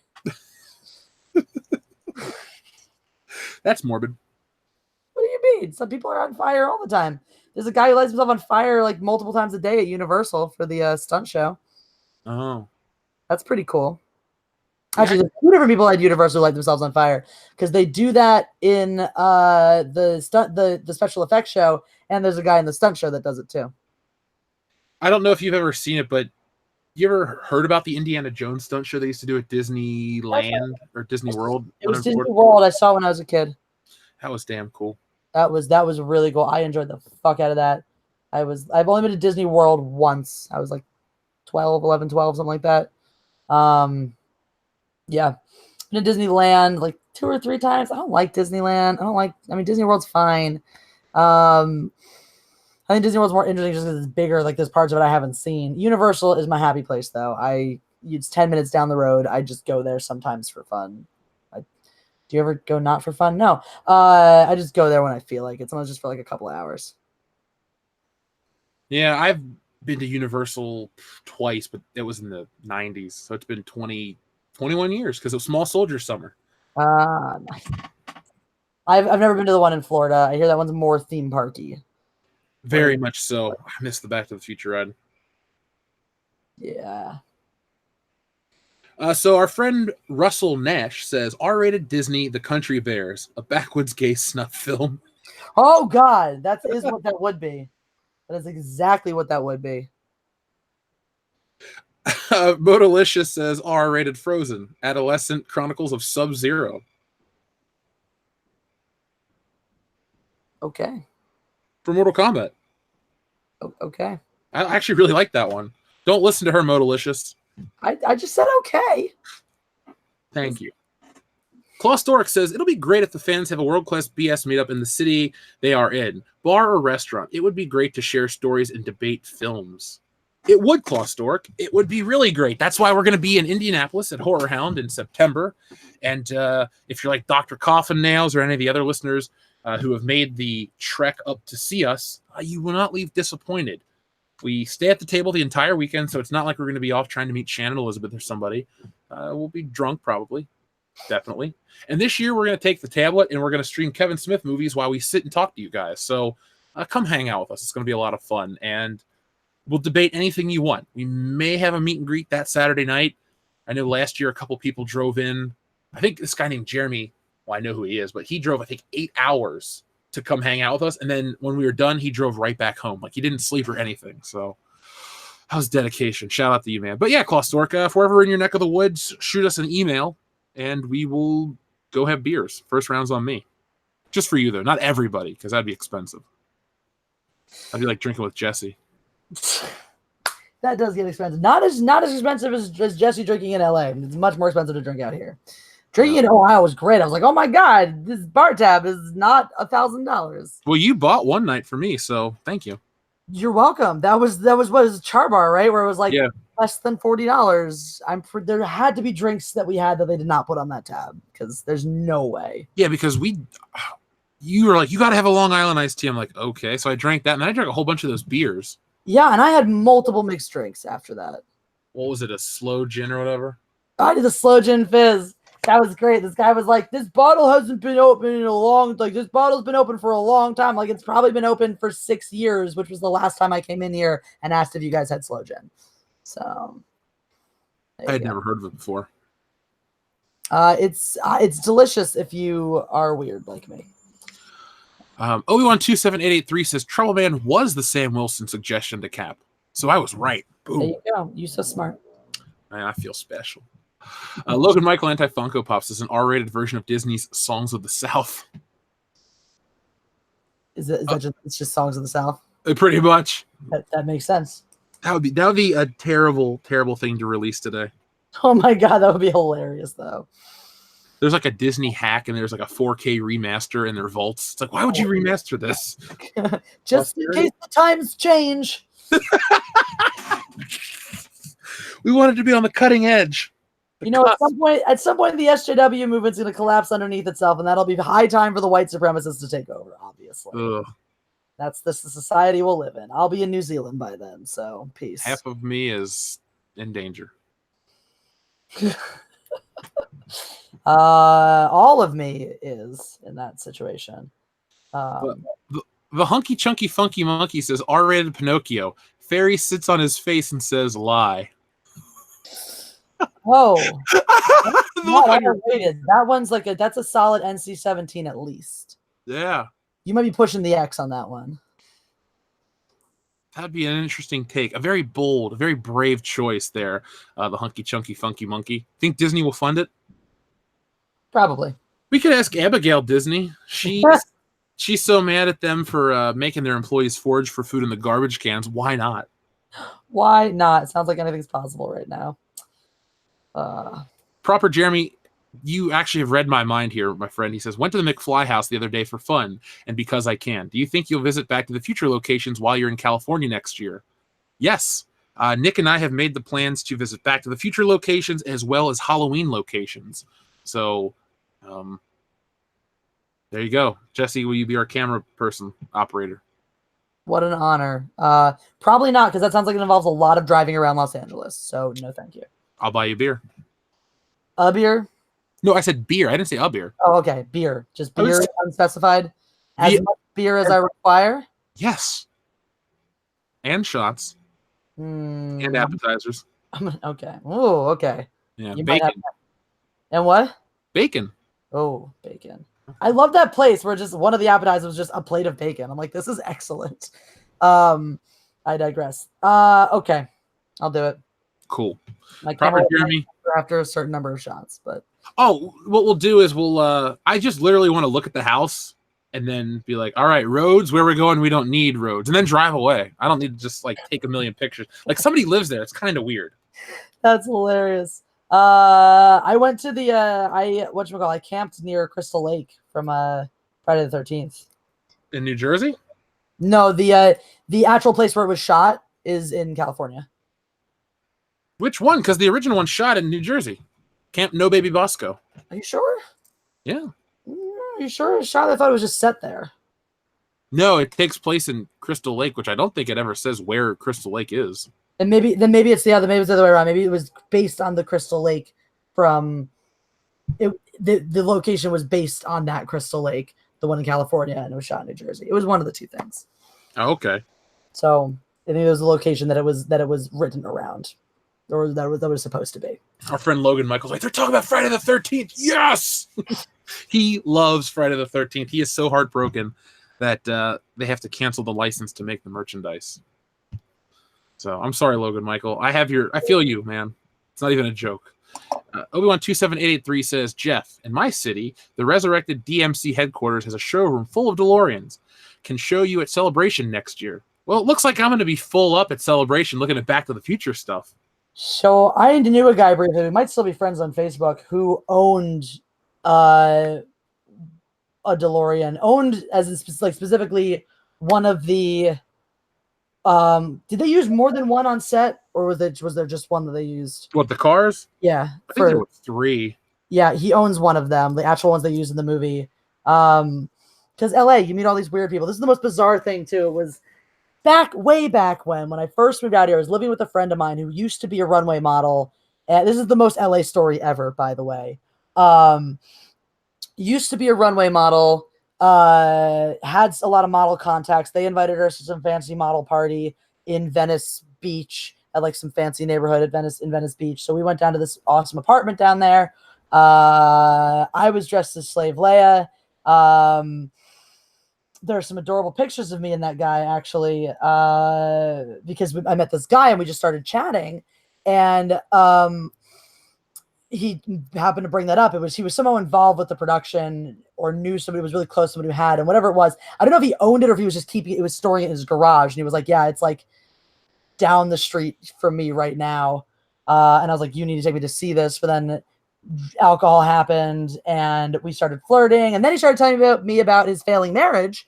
And I was like, oh, this is weird now. And then he ultimately left. And as he was walking out, I waved and I was like, good luck with your failing marriage. It was one of my shining moments as a human being. I wonder if he salvaged it. I don't know. I should try to see if we can reconnect, and maybe he still has that DeLorean. Like, hey, you still married? I don't care. DeLorean. Maybe he'll let me squeeze into it. God, there's no way I can fit into a DeLorean. No. I've seen one. Someone in my up in the valley owns one and just drives it around sometimes. Because I've seen it at my intersection a handful of times. Well, the thing is, it's not my favorite car or my favorite movie car. Like, my favorite's the Aston Martin DB5 from Goldfinger. So nice. Yeah. What's your favorite movie car? I don't know if I have, I don't know if I feel particularly attached to it. The Millennium Falcon's close enough for you. It's not a car. It's a hunk of junk. Excuse me. It'll make 0.5 past light. It might not look like much, but she's got it where it counts. This kid made a lot of special modifications myself, but we're in a bit of a rush. Never mind. Oh goodness. He is the best. What? He is the best. He is the best. There is nobody like him. There's nobody like, except for Malcolm Reynolds from Firefly. Just saying. That name means nothing to me. I know. Well, it should mean something to you because this is little Malcolm Reynolds sweeping right here, and he's so cute. Look at his little kitty belly. If you learn, I'll learn who Malcolm Reynolds is. If you learn who Frank Reynolds is. How does that sound familiar? Sounds familiar. I don't know what it is. Or D. Reynolds or Dennis Reynolds. Cool. You learn those Reynolds, I'll learn your Reynolds. Deal? No. Why? I have a plan that involves roofies, all right? I'm set. I don't need a compromise here. I have Dion. He will have my back. Dion won't be there. Dion's closer to me than you are. I'll be like, Dion, Jesse Milestone's on her way to roofie me, bro. I'm not going to alert him or you of when I'm going to come to town to roofie you. That we bullshit. You are gonna be live streaming while you're driving, and your mom's gonna say, "Honey, get off your phone. You're driving." Drive all the way to fucking Ohio. I'm not Jeremy. I don't get a kick out of driving across the country. I don't understand why he does that. Like, I enjoy, like, the car ride to Columbus was nice. It was 2 hours, and then I'm there. I hate it's like, oh yay, 2 hours of 20 to go to Florida. Yeah, no, that's that to me. And look, I mean, I don't even mind it all day. Like, I don't mind a long drive. I can go up to like 8 hours in a day is fine for me, as long as I'm going to be at the place I'm going for a little while. And I don't mind. Like, I 5 is I'm pretty comfortable with. That was how long it took to get to college, so I did that drive a ton. But this business of like I'm going to drive straight for 2 to 3 days is just, ugh. Blech. Why would you do? Why? Who is that fun for? Some people. I mean, I remember I kind of missed my 5-hour drives to Michigan State because I knew at the end of that drive was a lot of booze. So that was a good time. I liked going home. I'm glad that is the thing that binds us, or excuse me, bonds us, is the alcohol, love of alcohol. That, yeah, the only thing we have in common, right? Yeah, that and kind of a interest in Han Solo. Other than that, no, we are marginal people. Occasional interest in Han Solo. Logan Michael, Anti-Funko Pop, says anime is gay. Okay, thanks, Logan. There's one of my many Hans. Somebody custom painted that. The belt on the original toy would be solid brown, and the boots would be brown as well. Ah, interesting. I didn't notice. I think I have another one of these that I'm pretty sure was not painted, so I might make a comparison. Go grab him. He's over there, and there's. I have like a little Han corner. Someone sent me a whole bunch of Han Solos specifically because I love Han. So I have like a little corner where they're all chilling and Chewie's there keeping him company. But that one is from my little setup for my little Empire Strikes Back setup. I got the Lando with the cape as well. Which does he have his teeth painted or no? Are they white? Okay, then there's just 2 different versions. I was just curious which one it was. I have the one where his teeth are not painted, but he is wearing his little cape. So. That is a vintage Lando. I got 3PO that comes apart and Chewie with the little carry sack. All from Empire Strikes Back. Cool. Yes, indeed. I have too many Star Wars figures to sit and talk about right now because you would be. I mean, these are literally just the ones that are in reaching distance from me. In reaching distance. I mean, I can see my vintage Han Solo and Chewbacca. You got to have your listeners send you an SH figure arts Han Solo. Okay. It's cool. It's that one I tried to get you to buy in Chicago. It's $70 figure. That one. I was like, that's $70. See, the thing is, my collection of figures comes like 98%, possibly 100% from either from that are given to me, either by people who know me and know I like Star Wars and get them for me as like birthday gifts, or from my fans now. And I love it. I love having them. It's just not a thing that I was into, like collecting toys and stuff like that. So, well, I'll make sure to send you a dozen Rose Ticos to flesh out the collection. I will never speak to you again. So now I know how to get out of the show if I'm busy. It's like, hey, check your P.O. box. There's a dozen Rose Ticos. She ain't talking to me ever again. Sorry, folks. Mindless bullshit is dead.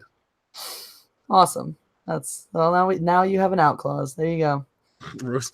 Oh, by the way, listeners, if you'd like to continue this show, make sure you mail Jesse more Roast Eco figures. No, that is how you end the show. That is how you end the show. If you do enjoy it, though, give us your feedback. Let us know via the avenues that you have to give us feedback, like the like button or, I don't know, the internet. And then we'll keep doing it. Yeah, and tell us what you want us to cover. We are very open to topics. We are. We'll talk about whatever you want within reason. Yeah, I don't want to talk about the flood of 1997 here in Ohio. Just too dramatic. It's too dramatic. Okay, now we know what not to bring up. Yeah. But yeah, because obviously we just kind of get on tangents. So I think that's why people are here, though. Still, hopefully they're enjoying the tangents. Otherwise, it would be really unfortunate for them. But yeah, no. So next week it'll be on my channel. Yeah, which will be exciting because I like my channel a lot. It's a good channel. It's a good channel. Maybe next week we'll drink since Mindless Entertainment drinking game is a thing. Shit, then I'm gonna have to drink so I can one up you on this channel, and Wednesday is gonna become a very boozy day. Yeah, it could. I mean, look, I don't have anything to do until like 10 o'clock when I host an open mic, and I can definitely be drunk for comedy. So, I'm glad we're not drinking tonight because I got some channel work to do. But next week I'll be prepared. I'll get a bottle of something. Yeah. I'm sure I have several bottles of something still in my home from various things. So this is definitely counter to my plans to drink less, but you know, what can you do? You make it sound like we're at the end of our show. What? I'm just talking about drinking. Oh, the way you're like, next week we'll do this. It's like, are we done? I'm not ready. Are you? I'm sorry. I didn't mean to make you upset by talking about the future and therefore negating the present. That's how that works, right? Cat, that is not your fucking food. I have a little dish of... Okay, the kittens drink from a bottle, but I also left them a little dish of their kitten formula because Mal is smarter than Jane. Shocker. And he drinks from the bowl, but Han also has decided he drinks from the bowl, so he's an asshole. You can steal their milk when you start being nice to them. He's still in the hiss, growl, smack you in the face phase. So he'll get over it. It'll be fine. Cat, that's not your fucking food is my favorite thing you've ever said. Can somebody get me a sound clip of that and put it on Twitter? Thank you. Just before the live stream I did yesterday, I'm here with my friend and Mal was chewing on my finger, and the thing I said then was, God damn it, my finger is not a nipple, god damn it. So that went on Twitter because obviously. I saw that tweet because you get better Twitter engagement than I do. I do. I know. It never works out in my favor on Twitter versus your engagement. Entertaining stupid things when you're on Twitter? No, I do entertaining, sometimes stupid things here on YouTube. Well, it's called cross-platform promotion. Well, you're out in Hollywood. I need to learn from you. You're the expert, Mark. I know nothing. I literally learned all of this yesterday. By yesterday, I mean I taught myself all of this shit, and I'm still very bad at it. I had no interest in ever doing the tweetar and shit like that, and it's terrible. I used to just have Nick run it because I didn't have time for it. I really still don't, but I can't wait till I can hire a social media manager. Oh, I didn't hire Nick. I just said, hey, Nick, run our Twitter. And he goes, okay. I want to hire a social media manager very badly because then I won't have to do it ever again. Be like, all right, so just say anything you want to these people. Anything goes. Just don't get me kicked off of Twitter. Aside from that, it's all good. Pretty broad parameters. Yeah, I don't care. You want to start fights, do it. That's then I'll be your social media baron. You just manager, excuse me. You just what is my fee or what is my fee? I don't know. A case of beer. There you go. Per month. Are you specifying a quality? Because I'm just saying Bud Light. I thought you respected me and liked me a little more than that. Guess not. You are hiring yourself for a job I didn't offer you. So I just want to start fights as you on Twitter. It's really fun to do. This is how I generated my following. Is Jeremy started like tagging me in all these Twitter fights, some that were and were not about me, and I just started smacking people down on Twitter. And now, anytime I show up to the party, like if there's our people are already, back and forthing on something and I show up, I just get 8,000 of those like people eating popcorn gifs. So apparently I'm Michael Jackson? Huh? The Michael Jackson one? That I get that one a lot.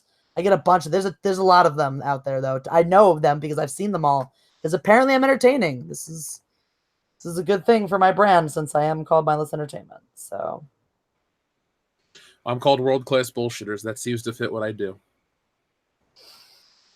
Blade21 says, Jeff, I myself am a huge fan of anime and a Gundam fan.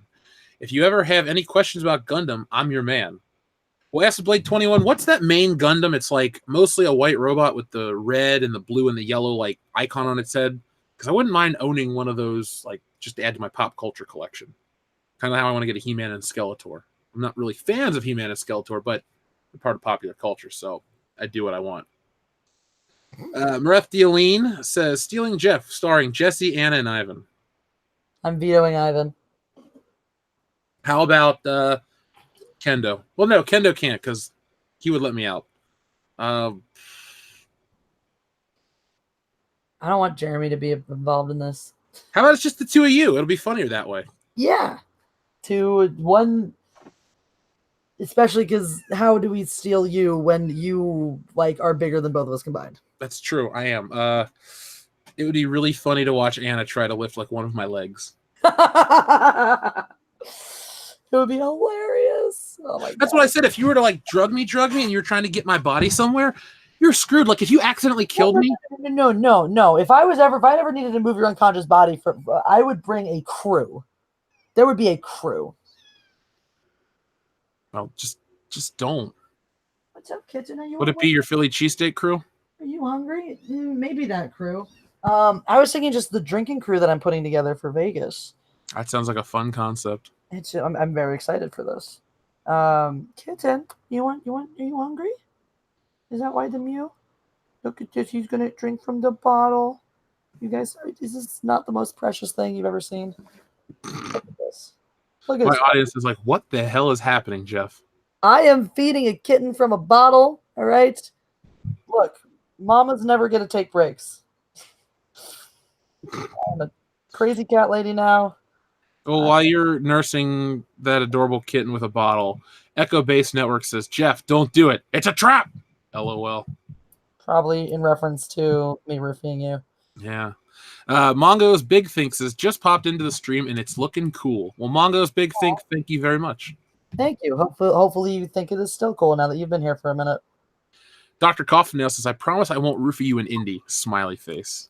Oh, stay away. Stay away. I don't know. But Echo Base Network says, shots on me next time you guys do a public hangout. I want to come. Now, is it just the one round of shots, or is it shots till we can't stand up anymore?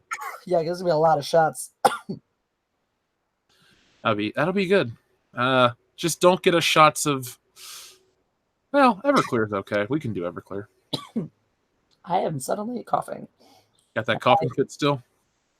No, it's a whole new weird one.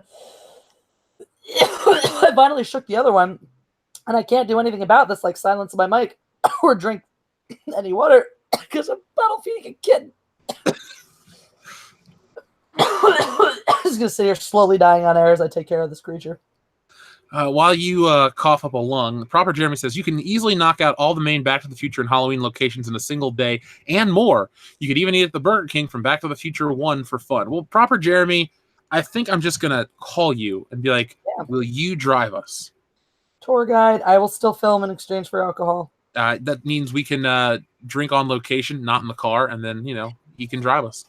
It'll all work out. I will try to die less now. Proper Jeremy, we already bought the ticket, so it's going to happen. So, thank you. Mareth Dealine says, Disney, 4 out of 5 critics support them. What about the 5th one? The police will never find him. Stay strong, Phantom Menace. Accurate.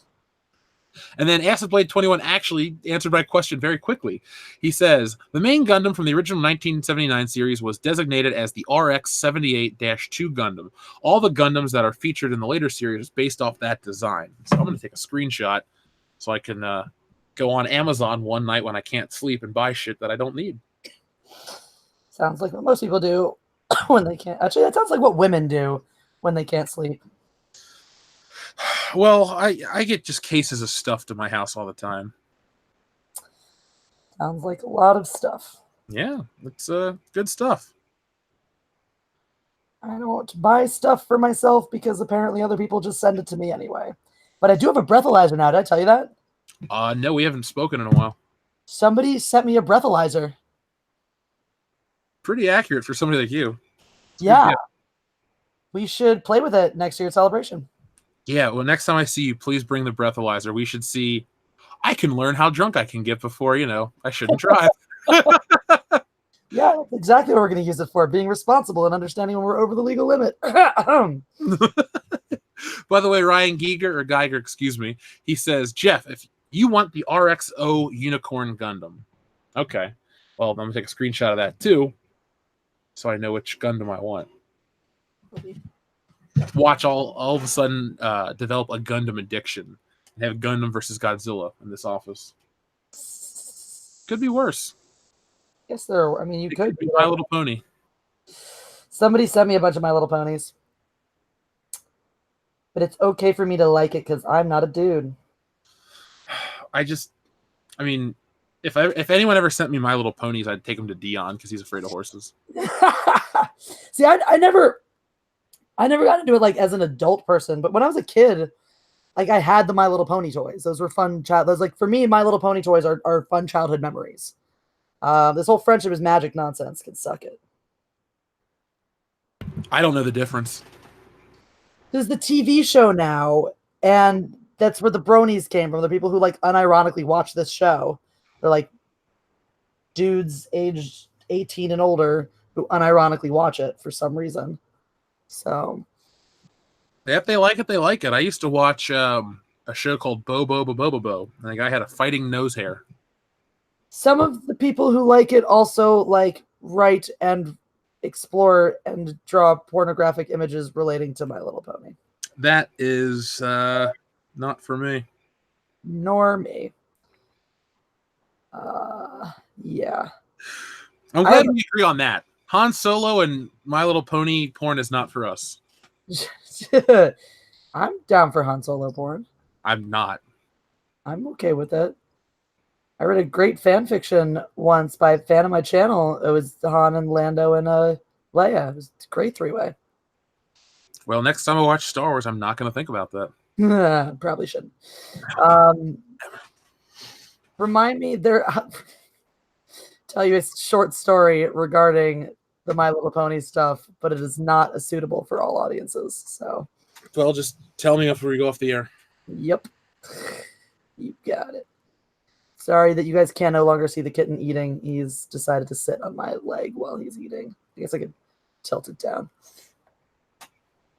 I mean, if I'm just assuming that people want to see a kitten getting bottle fed. I could be wrong. Y'all could be like, fuck kittens, I hate them. That might happen on this channel. I don't know exactly how what the stance on kittens on this channel is. Let us know. Do you guys hate kittens? If you do, this would be really terrible. We'll get Kitten Mittens a sponsorship deal. Are your kittens just too loud? Yeah, my kitten is too cute.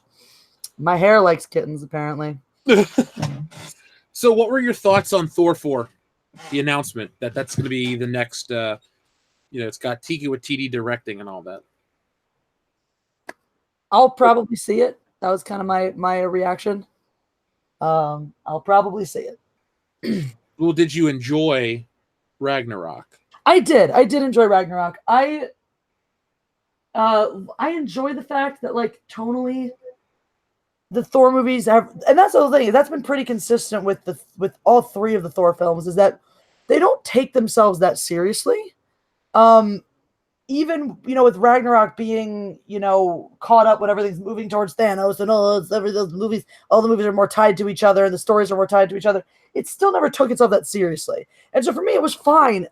There are issues with it, it's a little clunky, I think, plot wise, but I enjoyed it as a film. I think it was a lot of fun. I thought the characters were fun. I thought the execution was delightful.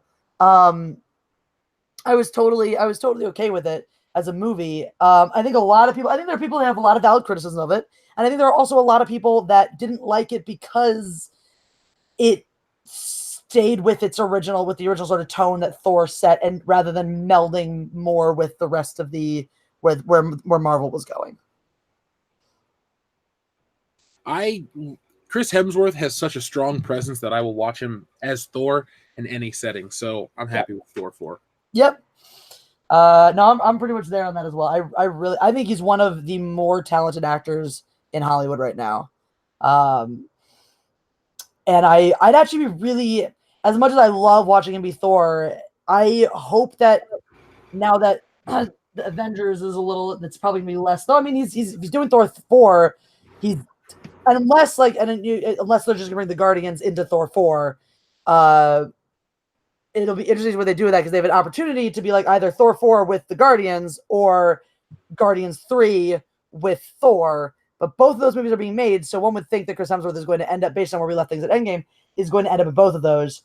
I would like to see him branch out outside of the Thor character. Like, I know he's a ton of fun doing that, but I think he's got so much to offer. I'd love to see him do a serious drama. He did that the racing one. The racing years ago. It was a real life biography picture. I did not see this one. Hold on, I'll look it up. Chris Hemsworth racing movie. Where are you going, Mal? Rush is a 2013 Rush movie directed by Ron Howard, starring James Hunt, Daniel Bruhl, and Chris Hemsworth. I didn't see it. Neither did I. I just knew that it was a movie. Was he like a lead guy in it? Yeah. Just he's on the poster. Kitten, come back. Don't run away. You're going to get eaten by the big kitties. See, there you go. I sent you a picture of the poster.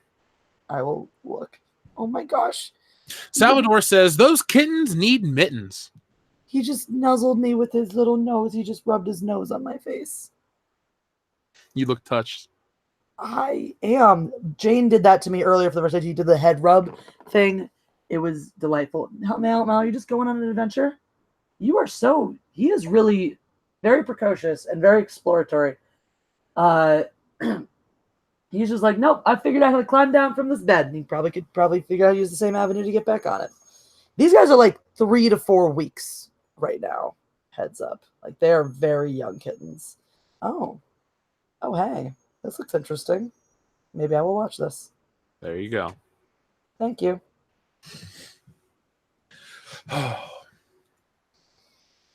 Yep. Yeah. Mm-hmm. Yep. Okay.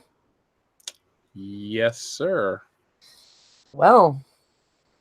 Alrighty then. So. Yeah. Mm-hmm. Right. I've always wanted to learn American Sign Language. Really?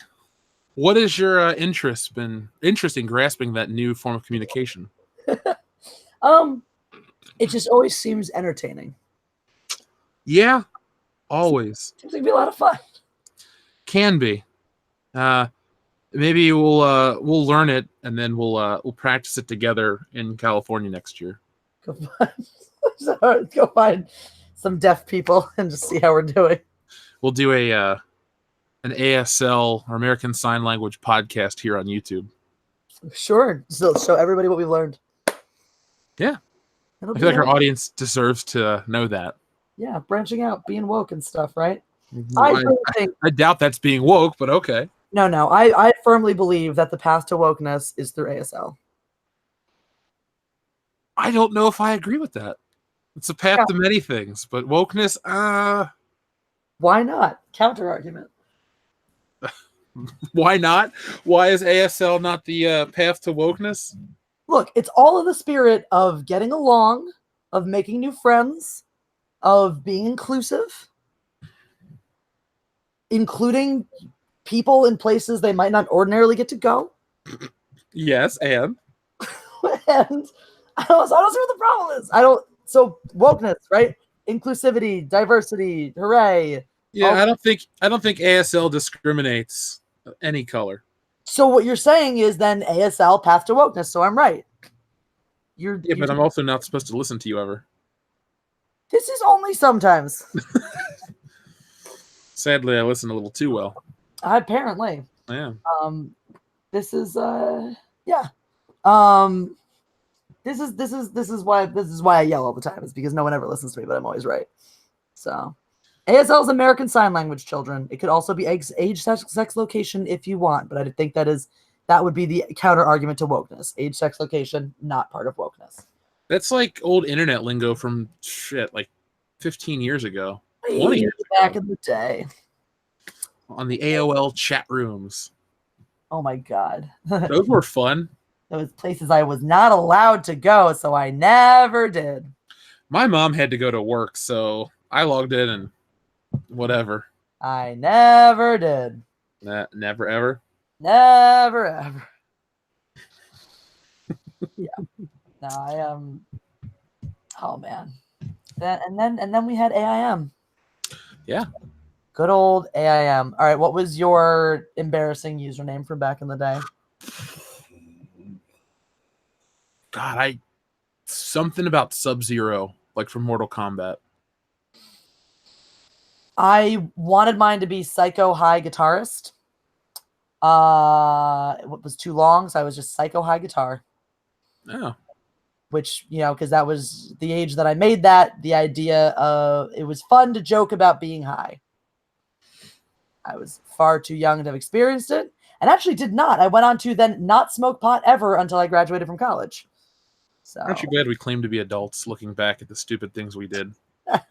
As we do currently dumber things. I don't claim to be an adult. I was just saying this the other day with a gathering of people of many, many ages. I look at everybody like over 50. And I'm like, those are the adults. I am a child. Yeah, it kind of is hard to believe I'm 30. It's like, I don't feel different. I act even younger than usual. I buy more shit I don't need. I have to pay taxes. There you go. I am responsible, but I do also. I just don't want to go to jail. I'm honestly like, there are things I miss about childhood. You look back, you reflect, and whatnot. I've enjoyed being an adult more than being like, I enjoy living on my own outside of the context of school as a period of my life more than anything else, more than being in college, more than being in high school, more than being a little kid. I have enjoyed adulting more than any, and when I say adulting loosely, I mean, my first conception of adulting was there will always be Capri Sun and beer in my fridge at any given time. So I have since slacked off. I do not have any Capri Sun. I've not had Capri Sun in a while. But unacceptable milestone. I know. Should go get it. Wild cherry, best flavor in my opinion. I just like cherry flavors. I wasn't really I liked Capri Sun as a kid, but I was allowed to have it a lot. So my parents were into like healthy eating and all that shit. So it was one of those like when you go to your friend's house or like the one time you get a Lunchables, like when we went on a road trip. Yeah. You would have loved to come over to my house because we had Capri Sun. It was a Kool-Aid Coolers, Jaloo's, Mondo, Fruit by the Foot, Fruit Roll Up, you name it. We would have been friends just for that reason. I've been like, who is this loser? Ew. Actually, no, we would have been friends for probably the same reason that I had my best friend in kindergarten.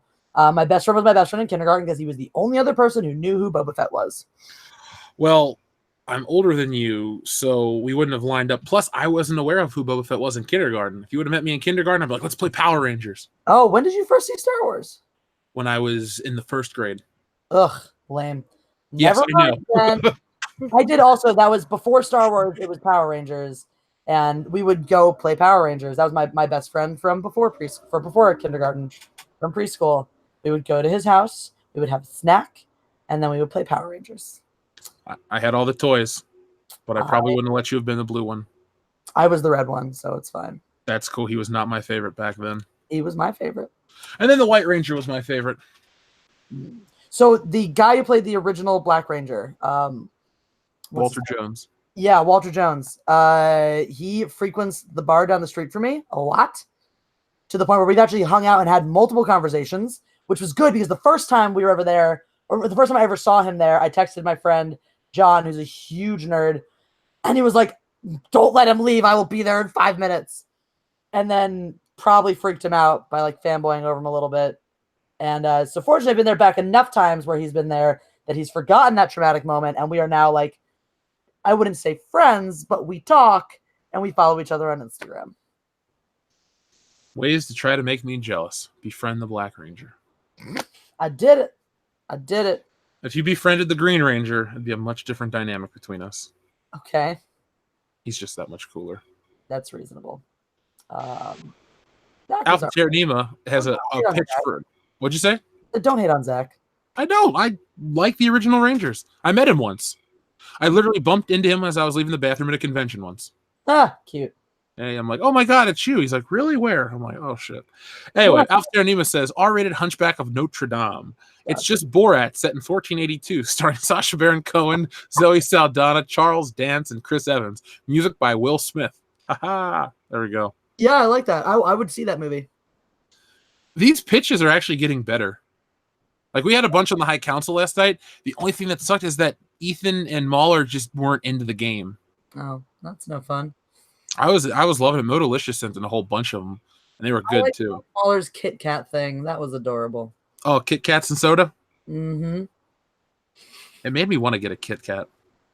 I was driving. I was like, shit, now I want a Kit Kat too. You know, Dunkin' Donuts has a Kit Kat drink. Really? It's really good. I tried it once. I won't go back because it's too delicious. It's just like a blended ice drink with Kit Kats in it. I was like, I'm assuming you can still do this, but I don't ever go to McDonald's, or try to avoid going to McDonald's because I'm addicted and I try not to give in. But you can just put candy in your McFlurries, right? Yeah. I've watched you give in to McDonald's. I've also watched you spend way too much on McDonald's. That was not just for me. Yeah, but you're the only one that got all your food. That's true. I win. I was sad, though, because initially when there was going to be way too many nuggets, I was going to steal some. And there were not nearly enough nuggets. Oh, Mahler's here. Oh, he's in the chat? Yeah, he says Kit Kats are pretty good. Don't blame y'all. Excellent. There used to be, I'm so sad it closed. There was a place in LA called Millions of Milkshakes that had so many different candies you could blend up and throw in your milkshake, and including marshmallows, which was really cool. I really enjoy that. I don't know if you ever have marshmallows when they're that cold. They're like weirdly chewy, and I really enjoyed that texture. So that's all. I like marshmallows as well. I'm not really a big sweets guy, though. I just, I don't need them. Okay. I don't need them, and I've come off of them in a big way. I don't keep them in the house, but every now and then I just I don't know, buy a cake and eat it with 4 friends in the grocery store in like 5 minutes. The thing that I did last week. Mm-hmm. Ethan does that with pies. True, but he doesn't need friends. He does that by himself. Dr. Coffindale says, I don't think there's a man, woman, or child who doesn't enjoy a good non-roofied beverage now and again. I agree with that statement. You should too, Jeff. I do. Echo Base Network says, you guys hear Game of Thrones showrunners dropped out of San Diego Comic-Con. That is news to me. Ooh, pussies. Yeah. They can't handle the heat. Giant living vaginas. Not rigid ones like Cortana. Where is Cortana? She's over hanging. She's hanging out with the goddess of the rigid vaginas, or hanging out with the Master Chief. But yeah, no, not like her. Giant, nasty, drippy, infected vaginas. Please, I just had dinner. I haven't eaten yet, so. Well, it's only 4:52 for you. It's almost 8 Well, o'clock. I haven't eaten yet today. Oh, at all? Okay.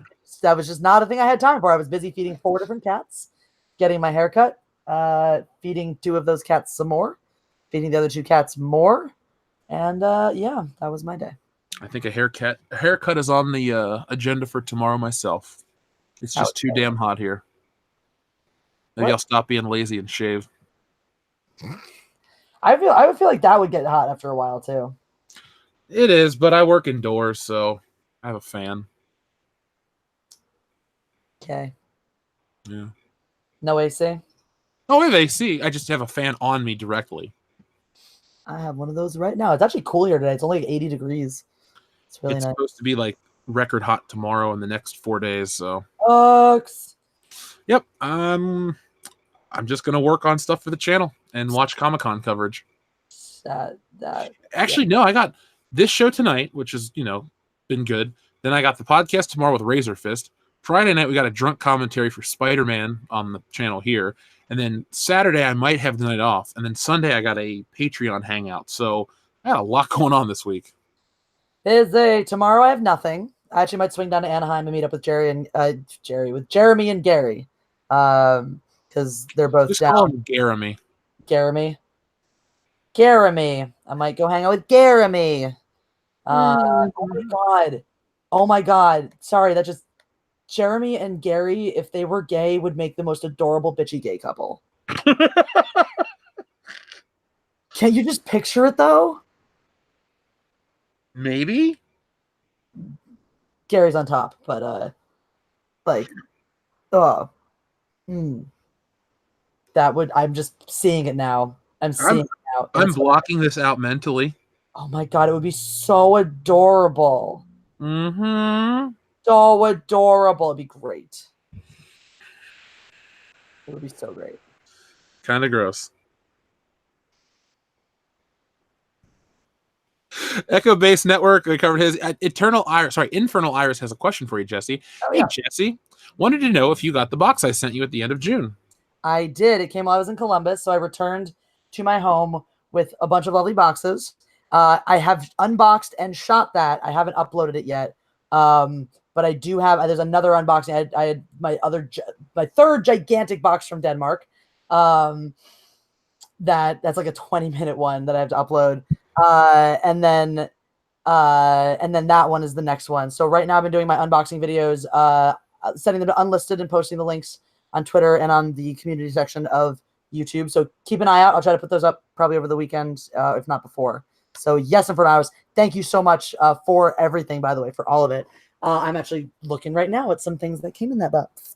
So thank you very, very much. I remember I said somebody sent me My Little Ponies. Infernal Iris was the one who had sent them prior in another box. She sent me another amazing box as well as a bunch of Littlest Pet Shop things, which I'm sure means nothing to you, but I remember what that is, though. Yeah, I liked little animal toys as a child and an adult. I like little animals. Remember, we both grew up watching Nickelodeon, so Nickelodeon played all that shit, all those commercials. There you go. There you go. There was Mighty Max for boys. Oh my God, Mighty Max. Yeah, that was pretty cool. I liked those toys. I was I had Thomas the Tank Engine when I was really young, and then I had yeah. It's funny. My mom still thinks I'm 2 years old, so she'll be like, "Look, it's Thomas." I'm like, "It's cool, Mom. I'm 30, and I don't give a shit." When I have kids, you can buy them Thomas the Tank Engine stuff. Until then, When I was staying over with Anna at her mom's house, it was so cute because Anna was like, "Do you want to put on Star Wars?" And I was like, "Yeah." So we put on Return of the Jedi.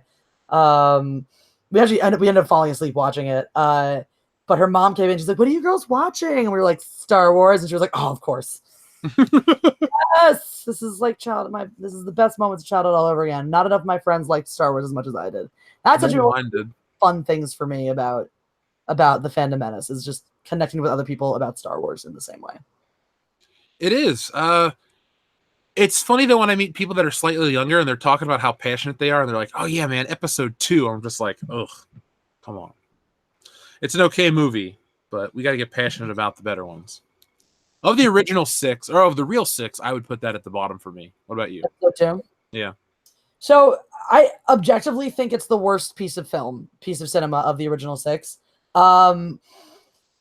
That said, Revenge of the Sith was always my least favorite because of my emotional attachment to the other ones. Phantom Menace was the first one that came out when the first new Star Wars movie of my lifetime.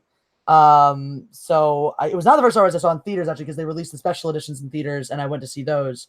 But it was the first new Star Wars of my lifetime, and I was 8 when it came out, and it was the perfect time to love Star Wars. When I was 11, Attack of the Clones came out, and this happened to coincide with very early onset puberty. It hit young and hard and fiercely, and Hayden Christensen is very attractive. So I really enjoyed that movie for very different reasons. Which why, when you go back, the whole thing is the Obi-Wan scenes. If you cut out all of the individual Padme and Anakin stuff, it's not bad. Just the Obi-Wan storyline and all that stuff, that's fine.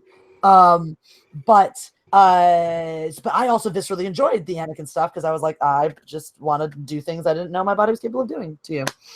So, and then Revenge of the Sith came out, and by that point, I was old enough to be like, oh, like these are not, to be sort of tapped into the culture a little bit, and like really, and just be more mature in my taste to be like, these really don't hold a candle to the old ones, do they? So that was the first one I watched without some form of rose-colored glasses. So I did enjoy the ending and the way it tied back into the original trilogy, but for me that was always my least favorite. Like even now, that's probably the one I'm least likely to watch again, just because I don't have a strong attachment to it. I liked that one when it came out so much that I saw it on 2 continents. Ooh, fancy. It was fun. Did you specifically go to another continent for the express purpose of seeing it again? Yeah, of course. Don't you? Like, always, every time. I mean, I went to Ethiopia to see Infinity War again, so in their biggest theater, 6 seats. Took them all up. I just remember episode 3, like looking over at the dude next to me, and it was like, "This is it. Star Wars is over after this." And then a long time ago came on, and we didn't speak, but it was a good event for me. I went to see Force Awakens on opening day, and I teared up a little bit with the opening music, with the opening crawl, and that was the last good cry. That was the last happy cry I had in relation to Star Wars. Since then, I have never had a tear for Star Wars. Well, not a good one, at least. That was the close. It was like a moment. It was not a moment. Also, turns out, so I don't use weed a whole lot, but every now and then I'll just, edibles are fun. Turns out if I'm high on edibles, Star Wars elevates to like a religious experience. Very exciting for me. That sounds fun, though. Dude, I recommend it. All right. You'll be in Cali for celebration. We'll get a bunch of edibles and we'll all hang out and watch Star Wars really high. We got to get Dion to do it because he'll try to kick somebody in the stomach again. No, Dion is not invited now. Okay, I'll ditch the guys for the afternoon. I mean, Kendo and Nick can come. That's true. They're fun. Yeah, but if Dion kicks people, I'm like, Dion, you're my best friend, but you've been Jesse Milestone says no. I'm glad I have that kind of power. No. Echo Base Network says, quick shout out to Odin from Odin's Movie Blog on helping us get set up on Streamlabs today and start doing live streams. Well, Echo Base Network, if you want to pass some of that information along to me, your old friend Jeff, we're Facebook friends. So, shoot me a message because I would like to start that. We have till August 1st. So 2 weeks from tomorrow, right? Yep. Mongo's Big Thinks says, have you guys seen The Strongest Man in History on the History Channel? A show about 4 giant strong men lifting heavy things. Very entertaining and funny. I have not seen this, but that sounds entertaining and perhaps funny. I have not seen it either, Mongo, but I was watching the Joe Rogan Experience this morning when I was drawing. I had like the clips on, and it was with a strong man. So it's kind of weird that you asked that question as I was watching some strongman related topics today. My view history on YouTube is very interesting. I don't think mine is. I don't think mine is particularly fascinating at all, actually. I just watch a lot of comic related stuff. I watch some things in the fandom metas.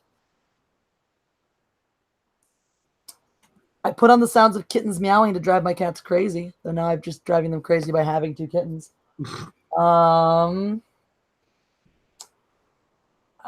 What else do I use? Oh, my mom is really into sending me like self-help videos now. I don't know why. I don't think it's because she thinks I need help. I think she's just like on a self-help kick herself. Like she's really into that stuff herself. Yeah, she's like, "Oh, this video is so good and inspiring, Jesse. You have to watch it." And it's really sweet. Like some of them are really good. She actually sent, she sent me the other day, which was excellent. It was this video essay about the relationship between envy and social justice. And it really dissected the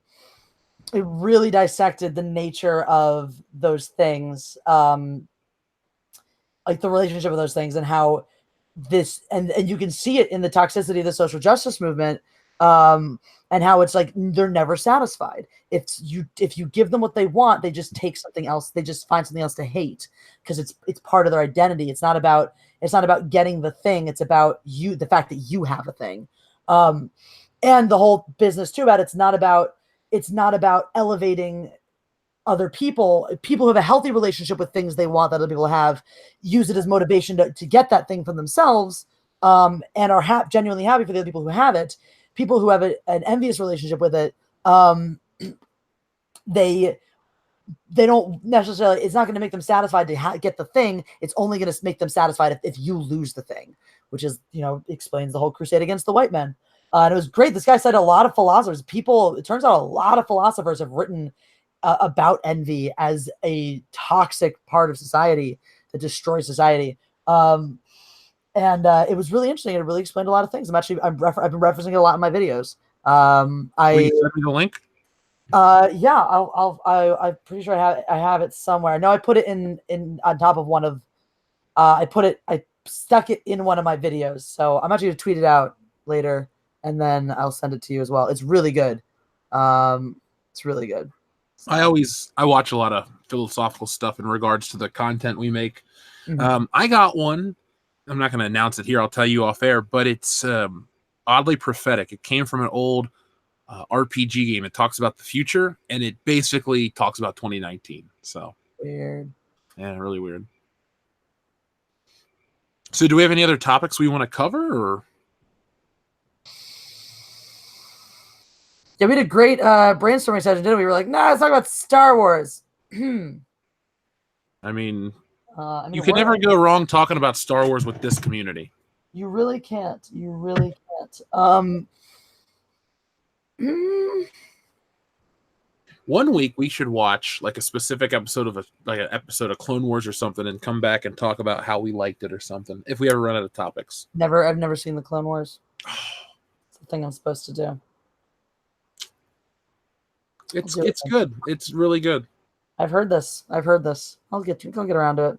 There's a bunch of things. There's a lot of things that it took me a long time to get around to. And people are like, oh, it's good. You like Every time I will like this is Doctor Who. It took me forever. I was like, Jesse, you love Doctor Who so much. Why don't you watch it? Back when it was good. And I was like, I'll like it. I'll watch it eventually. I just haven't seen it yet because it just gets so sick of everyone being like, oh my god, I can't believe you haven't seen this. So Clone Wars is one of those. Like, yes, I'm sure I'll like it when I watch it. I will get around to it eventually. Sounds just like Firefly. Yep. Yep. You're not gonna have a choice. You're not gonna have a choice though. So. Thank you. I suppose turnabout's fair play. If I root for you and make you watch Firefly, I suppose you would be allowed to force me to watch something that I haven't seen before. I think I'm just going to pick Beverly Hills Cop so I can enjoy it with you. Okay. I will enjoy the piss out of Firefly while also like drawing dicks on your unconscious body. That is not fair. That's not part of the deal. You said something about a deal. You're talking about that I don't compromise. I just decide what I want to do and do it. I won't press charges if there's no dicks drawn on me. Okay, sounds good. There we go.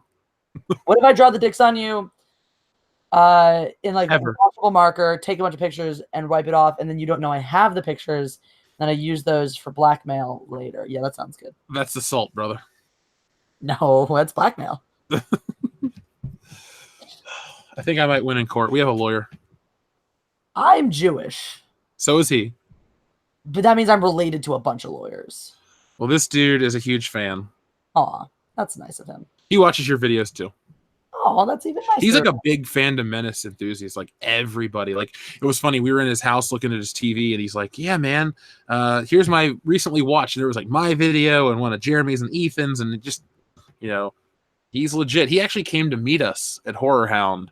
Cool. And I was like, I'm going to get you behind this table. You're now one of us. So that's awesome. Yeah. That's really cool. So does anybody have anything in the chat they want us to cover? Tomorrow night, we're going to be talking about, we're going to have Razor Fist. I can't even speak right now. I saw somebody post Beverly Hills Cop 3 in the chat, and I got triggered. Sorry. So, yeah, that is not cool. These things happen. Somebody wants us to talk about Billy Madison. Another great film I've never seen. Oh, there you are. Sorry, I had to go find my other kitten because he was missing, but I found him. He just fell asleep somewhere else. Turns out that's pretty much all kittens do, is they eat things and they sleep. Okay. So like babies. They're like significantly less helpless babies. Okay.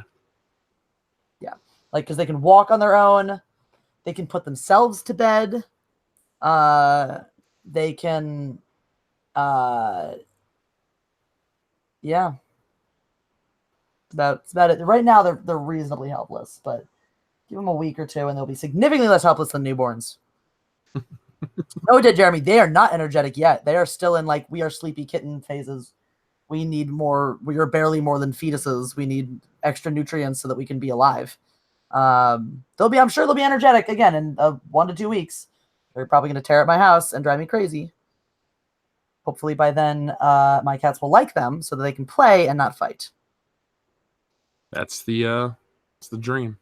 Yeah, but these guys are real wee. I know you saw them before. Jane, you've been sleeping long enough. I can feel comfortable waking up now. You're also my kitten. I'll do what I want with you. They are real tiny.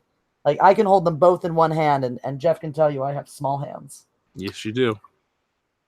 That's my favorite. That's like one of my favorite pictures ever, by the way. Of your hand in my hand? Yeah, it's just hilarious. I've never met an adult with hands as tiny as yours. Thanks. You're welcome. I think there's a photo of you trying to choke me out at a bar too. So There's also that photo. That one's good. The hand one is funnier. Oh, the hand one's better, but I was looking at the choke out one, and it's just like, oh, okay, she's really going for this. I was trying really hard. You were doing a damn good job, and then I stood up and you lost your grip. You cheated. You really like cheating in these situations. You mean standing up? Yes, cheating. I don't know how our second encounter in Columbus was considered cheating. Cheating. Okay. How is that not cheating? How is it not cheating? It is cheating. It is. Do you want me to really say the reason why it was cheating very loudly on air? Because I don't mind. Your viewers are going to be a little perturbed. I don't care. You gave me a wedgie while I was bleeding from the vagina. Cheating.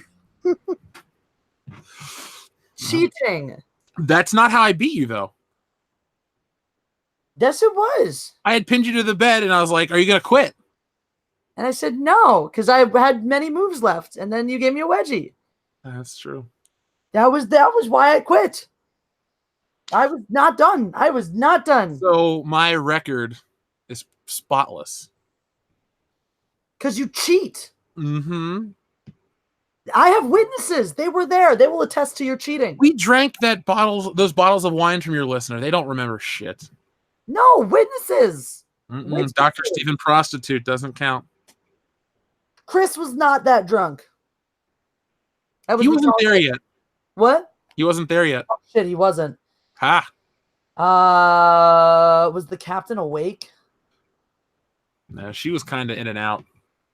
She probably saw. She'll say you're cheating. She'll have my back.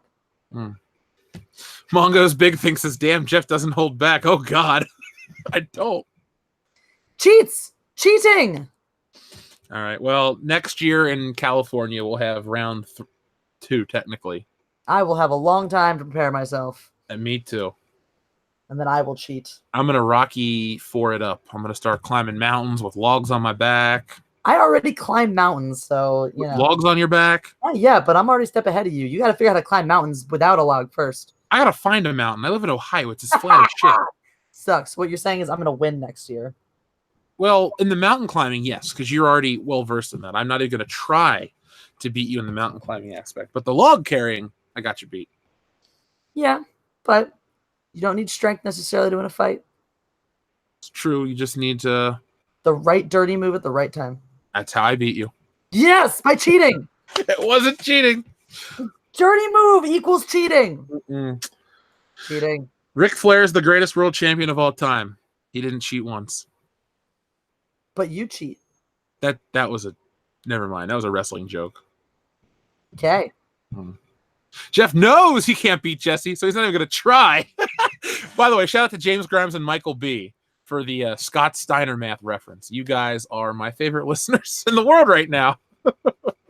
Hooray for them. When we have a couple drinks, we'll show you a video. You won't get it, but you'll laugh. Okay. I usually laugh at a lot of things after a couple drinks. I know. So is there anything else you want to cover before we put this stream out of its misery? You're so enthusiastic. I gotta say, the turnout was great for this. A lot of people wanted to hear what we had to say. A lot of positivity. My camera did die. That wasn't me just trying to turn it off. I've been fiddling with it. So I don't believe you. I think you just didn't want to talk to me face to face. No, because I've never wanted to talk to you face to face ever, Never. even if there's a fire. I think we covered a lot of ground. I think we set a good beginning. You're 2 likes away from. Looks like on my end, you're 2 likes away from 300 likes. So bitches better hit that. Dr. Coffinail says, "Bad bond number 9. You are what you kill." Oh God, these are all fun, Dr. Coffinail. Bond goes like also zombie flick. I mean, it can't be any worse than what they're making now, so why not? Yeah, fair. You're not wrong. Sadly, you're not wrong. No. Do you have like a stupid phrase you say about getting people to hit the like button, or you just be like, make sure you like the stream? I usually will. Sometimes I'll steal Jeremy's and say, "Simple request from a giant man," but that works. Usually I just say, "Hey guys, give me a thumbs up," and I'll do Good Morning Pop Culture in the morning. So. Oh, you actually give them things in return? I just tell them I'll yell more for them. I guess that's something, but I was gonna do it anyway. Next week on my channel, we will oppress the like button. That's what everyone's like, you need it, you're what because everyone would come on my streams and be like, smash the melee button on your death, and I'm like, I need my own thing. I just want to be just fluffed along in the stream of everybody else. So we came up with oppress the like button because oppressing things is fun. I have to say, with the podcast proper, we usually are on such a roll with talking to each other that we don't even remember to ask people to hit the thumbs up button. It's like, oh, hit the thumbs up button. The show's over. Please listen. No, we're, Must be nice to have friends. It is nice. You've met all of them. You like us a lot. You were so worried about us liking you. So I really was. Okay, so in the past, and not recently, but I was worried that I was going to revert to the person that I can sometimes be when I meet new people that I want to get along with and get really drunk with them right away, which is that I just get really loud and obnoxious and like in not a fun way. I mean, some people still thought it was fun, but like in a kind of taking things too far kind of way. So I don't know, does trying to choke you out at a bar count as taking things too far? We were friends by that point though, so it was fine. But yeah, and just worry because it's always hard. I think it's hard too when like you meet an existing group of friends that already have a dynamic, and you're like, well, I think you guys are really cool, and I want to hang out with you. But in order to be invited to hang out with you, you guys have to like me. So there's like some because usually I don't give a shit if people like me or not. They're not important to me. It's very rare that I'm like, ooh, there's somebody I actually want to be friends with. Therefore, I have to be concerned about my likability. My general MO is just like full force, unadulterated Jesse. And if you stay, we're going to be friends. And if you go away, fuck you. I didn't want to know you anyway. So. Well, it was good that Dion wasn't there the first day. Because you basically took the Dion spot of like the person who would drink the most with me. Therefore, you get the most attention because it's like, all right, you're on this journey with me. We're going to make this work. I'm touched. Are you saying that I can be your stand-in best friend from time to time? Sure. Winning. Yeah. Right. I just don't ever want to be known as Dion when Dion's not here. Please. You don't look anything alike. I'm aware. I've seen. We don't have the same history. I just please, that's one thing I don't want. No. Well, yesterday was the 10th anniversary. Excuse me. Yesterday was the 10th anniversary of us on his balcony drinking in boxer shorts while people laughed. So there we go. I'll tell you the story off air. We lost a bet. Yeah. I already like this story. There's pictures of it on Facebook. So amazing. I'm gonna have to go Facebook stalk you now. People still won't give up on the way I beat you in our match. So yeah, they seem to think that it's dirty. No, Thundercat's Toe is on my side. He's here all the time. Are you sure he's on your side on this one? Yeah. All he said is a bloody wedgie. That's not really taking a stand. He confirmed what I did is cool. So anyway, folks. Oh my god. Cheating. I have played Republic Commando many, many years ago. So I would have to go back. By the way, I told you folks, I did pick up Star Wars Episode 3 Revenge of the Sith, and I would like to try to live stream it on our other channel, Good Morning Pop Culture, World Class Bullshitters Archive. That way we can do some streams and have some fun and talk some Star Wars nerdery on a deeper level of the video games. So, Jesse Milestone of Mindless Entertainment, is there anything else you'd like to say? Me. That's what I say when people say my name in my channel. I'll accept this nickname, though. Not scared of horses, Dion. There you go. You are the not scared of horses, Dion. I should just draw you into our logo. Huh? I should just draw you into our logo. Totally. I'll fuck with him one day, like, Dion, you've been replaced by Jesse. Here's our new logo. And it's like God. fully done. He's like, what the fuck, dude? And there should just be a giant horse in the background. And then you like show up in the green room area before we're about to go live, and we talk about how we're gonna launch our new logo and shit. And Jesse's replacing Dion, and Nick and Kendo are just like, yeah, man, sorry, Dion. Sorry, your time has come. He's like, this is fucking bullshit. He'll start screaming. I can hear it. I can hear it. Hear the screaming. It's so good. Yeah, poor Dion. Poor Dion. I still don't know why we were screaming at each other that first night we met. Us? Or No, you? Dion, you weren't there. So, because he was the one who gave us, because it was one of those things where everyone was driving back from somewhere, and he had just gotten there for the meetup, so he had a car. Yeah. So he was giving me and Anna and Ethan all rides back to our hotels. And he and I, for some reason, were just screaming at each other. That happens. Like, just, there was something, oh my God. There was one moment, too, as it was just like, I asked something, and his response was, oh, wouldn't you like to know? And I'm like, yes, of course I would fucking like to know. That's why I fucking asked. I just went off on him about that. We were already yelling at that point, but I don't know what it was that like set it off, but we were just screaming at each other the entire way. It was amazing. And then we were friends. Yeah, Dion and I have had many of shout fights at each other, so that's how you know you're a part of the crew. So you're locked in. I guess the chemistry works on many levels, and we'll have to continue mindless BS into the future. I guess we'll have to do it. Next week on my channel. Yes, we will. Mindless Entertainment. So, folks, I have the link for Mindless Entertainment in the description below. Jessie has a great channel. She's got a lot of great takes. Make sure you're subscribed. She puts out content all the time. And, we need to help her beat Jeremy. Help me beat Jeremy first. Then help Jessie beat Jeremy. Get your priorities in order. Yeah. World Class Bullshitters. Mindless BS. Well, Good Morning Pop Culture, somewhere in between there. I do love that show. A lot of our listeners, too. Shout out to superfan Adam Shawhan. The dude changed his screen name because that's the nickname I gave him. So, yeah, he's cool. He bought 9 copies of my comic. Damn. He actually wanted to do I had a joke tier for $5,000. I'll drive anywhere in the country and bring you your book. And he's like, I was this close to getting it, dude. But I just bought 9 copies instead. I said, well, that's a fair trade-off. Oh my God. Would you have actually done it if he bought the $5,000 tier? Anybody that did it, I would have done it. I had a plan with Kendo. Kendo's like, I'll go with you because you're not going to go alone. I said, yeah, fine. So that was going to happen. If somebody's like, here's the $5,000, I want you to show up to my house in, New York. All right, sir. When the book's printed, we'll deliver it to you. There we go. That's awesome. So maybe for the second printing, which all about, that you can't tell anybody yet, maybe we'll offer that. That'd be cool. We should do a stupid, ridiculously high tier where we can get everybody on the cover to show up at your house. That would be cool. That'd be crazy. You'd need enough money to cover everyone's travel expenses. Yeah, it'd be like the $10,000 tier. Yeah, or more. Yeah. Yeah, hell of a birthday gift, though. Yeah, right?